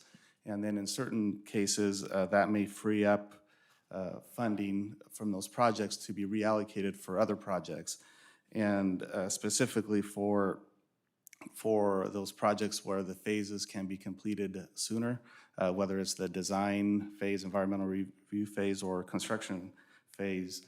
And we specifically focused on the funding sources that have very few or almost no restrictions as to how the funding can be used. And so as part of that process, we reviewed the projects, and specifically on the slide on the screen, you will see 6 projects that were reviewed. 5 of them are current projects. The project listed at the bottom, the Flag Hill Veterans Memorial Park Improvement Project, is a new project that was evaluated. And I'll just briefly spend a few seconds on some of those projects. The Wilson 3 Basin project, you've heard some information regarding that project as part of the Serrano Lakes project earlier. Phase 1A has been completed. Phase 1B is currently under construction. And with City Council's approval of the Serrano Lake design contract, we can begin the work on that project, on that phase next. The new City Yard project, which is also part of the Oakland Creek specific plan, the construction is also underway for that project. The site preparation has begun. The buildings are currently being constructed. The utility service, the building tenant improvements, and other site improvements are currently being designed, so that project is underway. At a recent council meeting, City Council reviewed and approved the environmental document for the Dunlap Bridge removal and replacement project. That the construction contract for phase 1 of that project is currently out to bid, and staff will return to council in the near future with a recommendation regarding the construction of that project. So the table on the screen is the table that you saw earlier tonight. This is the available funding or the funding identified for the Wilson 3 Basin project. And on this table, one of the recommendations before you tonight is the reallocation of drainage facility fee funds and general fund resources to other city projects, as you can see in the text in red. $330,000 in drainage facility fee funds are proposed to be reallocated to the Dunlap Bridge project, and $200,000 in general fund monies to the new city yard project. The next table includes the funding sources for the Dunlap Boulevard Bridge, and on this table you could see the $330,000 that is being proposed to be reallocated from the Wilson 3 Basin project to this project, which in turn allows for the $330,000 in general funding to be reallocated to the city, the new city yard project. And the bottom line number here does not change because of the recommendations. And for the new city yard, you could see that for this project, staff did reevaluate the construction cost estimate for this project, not just for the construction of the buildings and the site preparation, but also for, as we move forward with the design of the tenant improvements, the utility service, and all the other infrastructure that is required for this project. For this project, staff is recommending the reallocation that you see in blue, which includes the $200,000 in general fund money from the Wilson 3 Basin project and $330,000 in drainage, in general fund money from the Dunlap Bridge project, and also $240,000 in savings from the current fiscal year's pavement management program. The $240,000 from the pavement management program is being proposed since the new city yard it's the hub for the maintenance of our city streets and to support our pavement management program. So that funding is being proposed for this project. The new project that was on the list is the Flag Hill Veterans Memorial Park Improvement Project. For this project, the Parks and Recreation Commission has been considering and is recommending improvements be made to the memorial component of this park. That's located on the west end of the park. And on this slide, you can see some of the photos of that memorial. And the funding that's being proposed here is for upgrades to that existing wall that you see in the photos, not just the wall, but also the structural components of the wall, the hardscape and the landscape upgrades, and also the Parks and Recreation Commission is proposing to make some improvements to the wall so it could be used as a memorial wall for veterans. The next table shows the proposed funding that Andrew mentioned earlier, $100,000 from the general fund unassigned fund balance for this project. And this project, with that funding, we believe we can complete the structural design, some of the design for the hardscape, the memorial wall, and the construction for those upgrades. The next project is a 5 Winds El Dorado Ranch Park project, which you have heard a lot of information in recent council meetings. The Make a Difference Day event planned. As part of that event, we planted many trees at this facility. The trees that were planted, as I mentioned earlier, are consistent with the concept plan that was approved by City Council for this facility. And with the additional funding that's being proposed, you can see on this table here, $230,000 in proposed funding from the pass-through redevelopment agency funds and $370,000 from the general fund unassigned fund balance. This total funding of $600,000 can be used to complete the next phase of improvements for this facility. Those improvements include the grading for the the pond or the lake that you see on the west end of this concept plan. And the material that is from that grading can be used to do some grading on the east end of the existing structures, which will provide the parking and access to the site. As part of the next phase, we can complete the architectural design for the buildings themselves, the landscape and irrigation system design for the west end of the facility, and that can also be completed. And all of this work that's being proposed is the intent is to complete it prior to the event that is planned in March of next year. That, along with some of the equestrian camping amenities, the relocation of the barn, and also some other amenities that can not only support that event, but also the reopening of this facility. This next slide shows another pond that used to exist on the northern parcel of the property. That's another component of this park that could possibly be completed. The grading for that pond and some additional dry camping spots, or an area that can be designated for dry camping next to that pond on the northern parcel.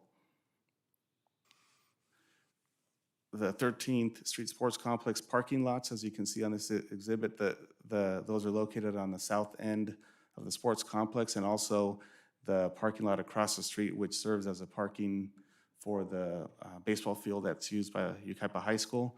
The paving has been completed for both of these projects, and staff is proposing funding in the amount of $140,000 from the two sources that you see on the screen to be able to complete the design of the landscape and irrigation system for the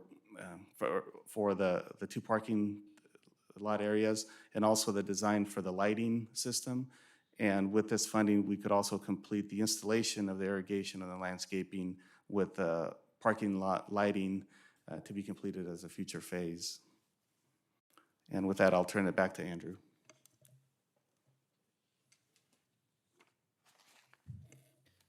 So with that, our three recommended actions.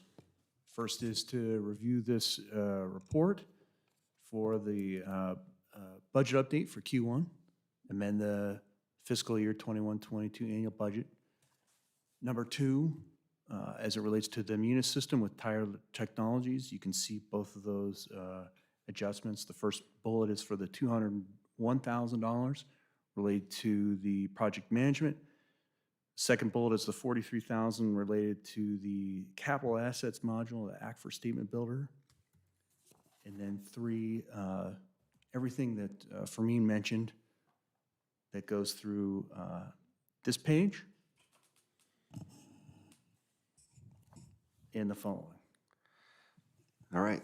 With that, that completes our presentation. We're happy to answer any questions. All right, so I think what we're going to do is we'll break this into two sections. We'll take item 1 and 2 first. So if there's any questions on items 1 or 2. What is And then we'll take 3 after. I do want to, I guess, ask some clarifying questions to our city manager as it relates to the Munis system with Tyler Technologies. The necessity for switching from whatever was being used prior to this and to necessitate this expenditure, is that because of some shortcomings with the cityware, or what? Is there somebody to blame for why we're not able to continue using that software and why we're needing to make this large expenditure?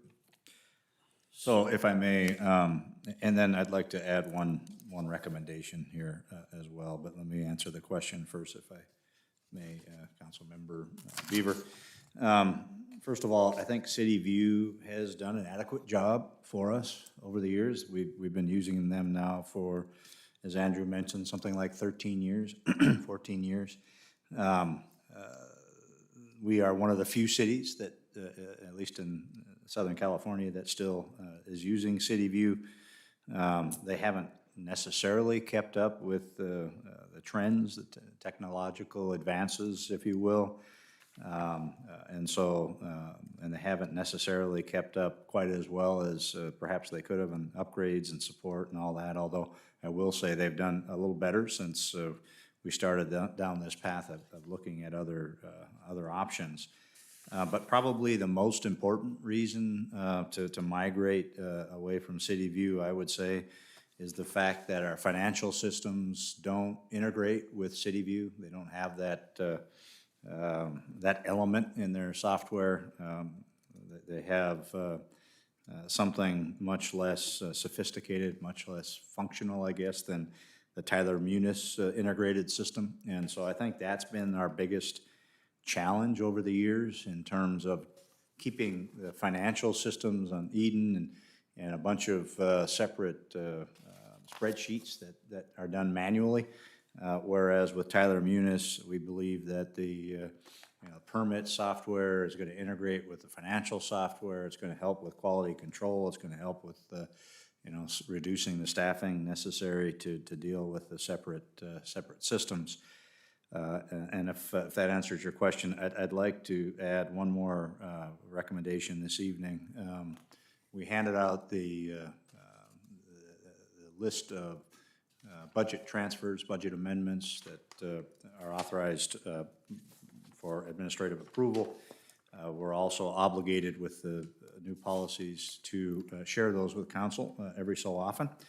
And most of those are because of the system where we basically shut everything off July 1st. And so anything that is carried over from last fiscal year to this fiscal year requires a budget transfer. And so that's most of that list. There's a few other things on that list as well. But for those projects that were approved by City Council, carrying over from one year to the next, requires a budget transfer. For those purchases that are approved by council that carry over from one year to the next, requires a budget transfer. And that's also a big part of that budget transfer line item that's in your detail today. So we would respectfully request that council also receive and file that report this evening as a separate recommendation. And that's the spreadsheet here you handed out? Correct, yeah. You have anything else, Justin? No, Mr. Mayor. You're good? So, Are there any other questions in regards to item 1 or 2? well, I just have a question. So we approved a budget in June that showed a $6 million deficit for the year? So that's a big part of that budget is, and Andrew, if you don't mind, can you go back to that fund balance graph? There, that one. There, thank you. So there are several components of that. One is public safety costs that are trending higher than revenue increases, and that's the additional deputies that were included in the budget, first in the mid-year budget and then in the budget for this fiscal year. We've talked about the paramedic costs continuing to rise without the increase in assessments relative to the paramedics costs. So that's one of the components. The other components are the what used to be the assigned fund balance. Oh, thank you. This graph here, back in 2017, 18, 19, those are projects. Those are enhanced programs and projects, whether it's general fund funded ALPRs or cameras or special programs. Those are all set aside in that assigned fund balance. Last year, if you remember, we shook out that assigned fund balance and said that we're going to try to accomplish everything that's in that list by the end of the fiscal year. Didn't quite happen that way. We've got some carryover that ended up in the budget and some others that the $217,000 that is that we thought we would have accomplished by the time we adopted the budget, but they weren't on top of those that we already carried over in the budget process itself. And so you see that reflected in this graph where that goes to zero in 2022, but that means that the unassigned fund balance increases during that time frame. What were set aside projects and programs in the assigned fund balance when you shake it out, whatever's left goes into the unassigned fund balance, and those expenses are still in the budget for this fiscal year. So you've got the public safety issues, you've got the projects and special programs that were in assigned fund balance, and now they're in the expenses in your budget. They're not in a separate account anymore. And you see that in terms of use of assigned fund balance to pay for those. That's the enhanced revenue, if you will, below the line. So you have the surplus, and then you have the use of the assigned fund balance monies to pay for those costs. And then the third component is the use of ARPA funding. And so the ARPA funding can be used for both lost revenues and for hiring positions that you froze, or in our case, or you eliminated because of the effects of COVID. And so for us, we froze 6 positions, laid off / froze 6 positions during the first year of COVID. And last year, council authorized starting to hire those positions, and you can use the ARPA funding to pay for those frozen positions. You can also use ARPA funding for the loss of sales tax revenues. For us, that's over $2 million. And the way that almost 2.2 million, the way that is calculated is you go back 3 years or so and calculate your revenue trend, primarily sales tax, but general fund revenue trends going back 3 years, and the loss of revenue is calculated based on whatever those trends were. Let's say it's plus 5% a year over a 3-year period, and then how they actually tracked through the COVID pandemic. And so if you had a 1% increase in sales tax revenue year over year, and the trend was 5%, then that would essentially be a 4% loss. That's a 4% loss of revenues. So we're allowed to use ARPA funding to make up that difference, and that's the 2.1 or 2.2 million in as a part of that $6.2 million difference between expenses and revenues. But my question is, when we approved this budget back in June, I don't remember seeing, because I always look at the revenues, expenses, and I remember seeing a small number that was positive. I didn't see a $6 million loss. And It was in your budget. It was in your budget. And you may not have thought of the ARPA funding as revenues perhaps, but the ARPA funding was, you just said it was 2.3 million, right? Yeah, the ARPA funding was So 2.2 there's still a million. difference there.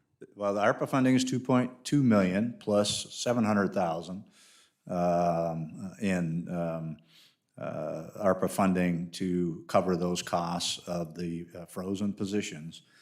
And the frozen positions included positions in development services. If you remember, there was we've had an active year last year in development activity, and there were concerns about the performance and our ability to keep up with the activity level. So we unfroze the development services positions that were frozen.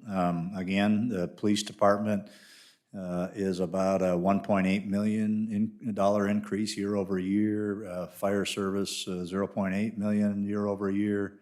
IT activity is up probably 0.8 million all told with the Tyler Munis costs and staffing costs that we added last year.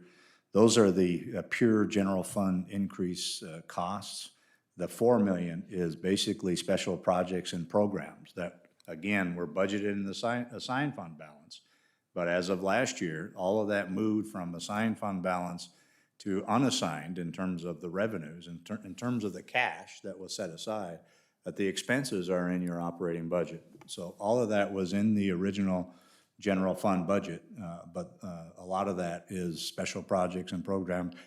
Just like tonight, we're talking about funding for El Dorado, funding for Flag Hill Park. Those are special projects and programs that end up being transfers for the general fund and costs for the general fund.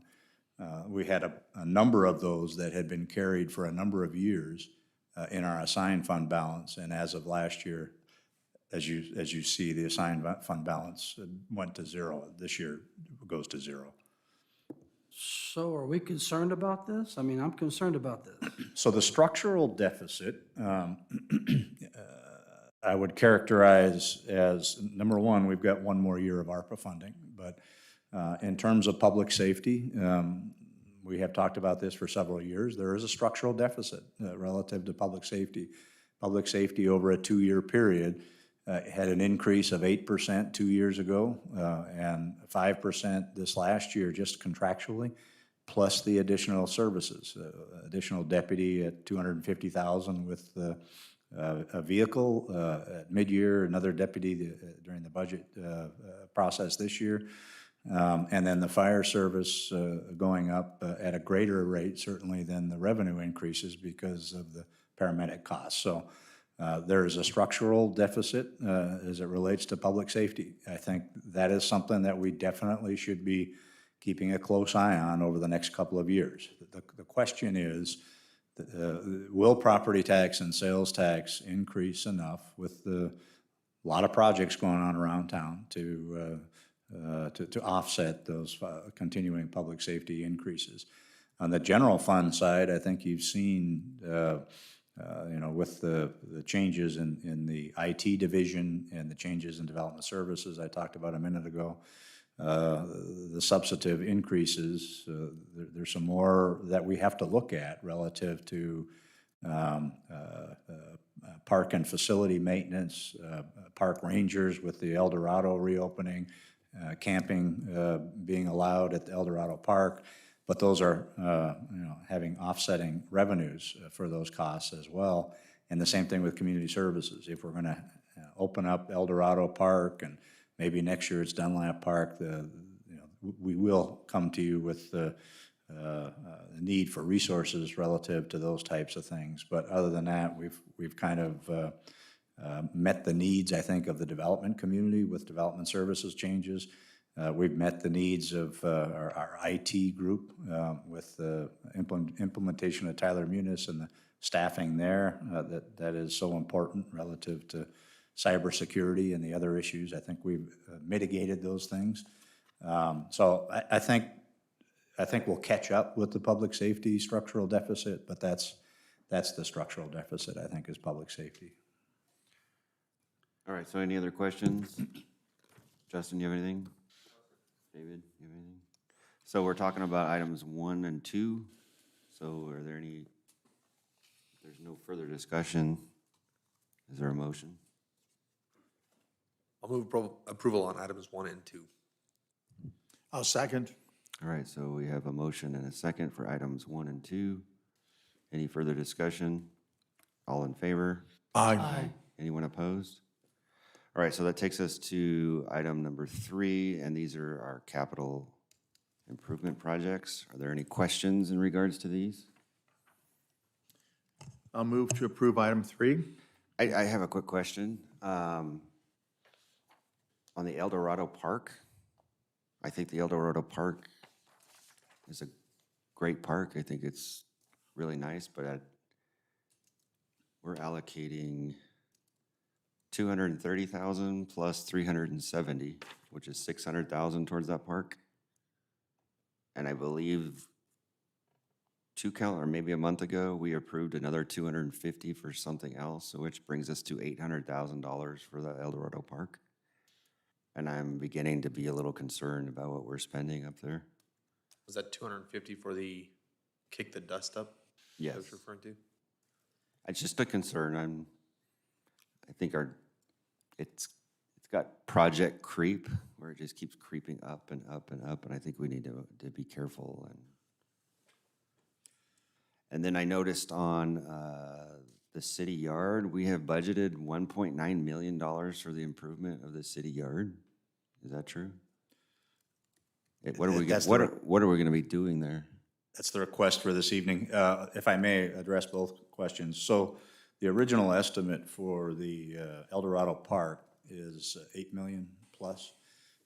This process is, and we've talked about it along the way, is kind of similar to what we did at the 13th Street Sports Complex, where We attempt to build it in phases as we think funding becomes available, or grant funding, or partnership funding.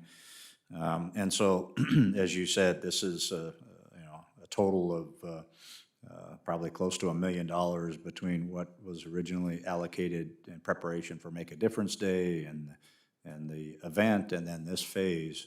But I think the combination of these improvements gets us closer to half of that cost, that would have been $8 million cost, with the help of volunteers, the help of staff working on the project. So I agree with you. It's a project that will continue to cost more money, but at the end of the day, with the phasing and the way that we're approaching it, I think the total cost is going to be significantly less than the $8 million figure, similar to the 13th Street Sports Complex ending up costing quite a bit less than the original estimate for that project as well.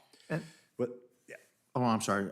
These costs that are coming, they're not amendments to existing phases. It's just, we're just allocating money to do this phase. We're not going back, kind of like the YPAC, where we had to add, change our budget to accommodate changes to that project. This is just ongoing, moving forward, yes. At this point, yes, that's exactly what it is. And with respect to the yard, what does the $1.8 million buy us? Well, I know as of right now, we have the buildings are up at this point, right? Right. So again, this is another project that's being funded and built in phases. This phase, we believe, will accommodate the utility costs, the paving costs, access improvements that are required. We do think that there's another phase to come, and that is the tenant improvements / equipment in the buildings themselves. This building, one of the buildings will be used as for record retention. We've talked about some other options that we're looking into, but as it stands now, we feel that our recommendation initially, when we took this item to council, was that the building would serve also as record retention for the city into the future. So that requires some additional TIs, additional equipment, fire protection, and that sort of thing that a normal maintenance yard may not. So we'll come back to you with that cost as well. But again, even with some of those costs, I think it's less than the original estimate for a new yard as dictated by the Development Impact Fee Program. So by building it this way, we're still keeping that total cost within reason, but building it in phases as funding becomes available along the way. All right, well, just for the record, I'm not opposed to the projects. I'm just concerned of the dollar amounts. So are there any other questions or comments? Motion? I would just also like, I think I've said this before, as it relates to kick the dust up, if we could have like progress reports as we get closer to make sure that we're not investing in something where the revenue is we're not gonna have a return on that investment. Yeah, we're tentatively scheduled, thank you, that's a great question. We're tentatively scheduled to come back to you December 13th, I think it's the 13th, yeah, with an update on that festival, so. Okay. All right, with that, is there a motion to accept item number 3? And 3 goes all the way to the end, right? Yeah, 3A through G. I'll move approval on item number 3. I'll second. All right, so we have a motion and a second. All in favor? Aye. Anyone opposed? No. There's also a recommendation for an item 4, which is a receive and file for the budget transfer. Do we need a motion for that, or is that just receive and file? It's up to the council. Where is 4? Concurrence would be. That's these transfers here, correct? Right. Yeah. If you want to vote, I'll move to approve. Well, we have a motion, so let's go for it. All right, we have a motion and a second. All in favor? Aye. Anyone opposed? All right. So now I've lost my place here.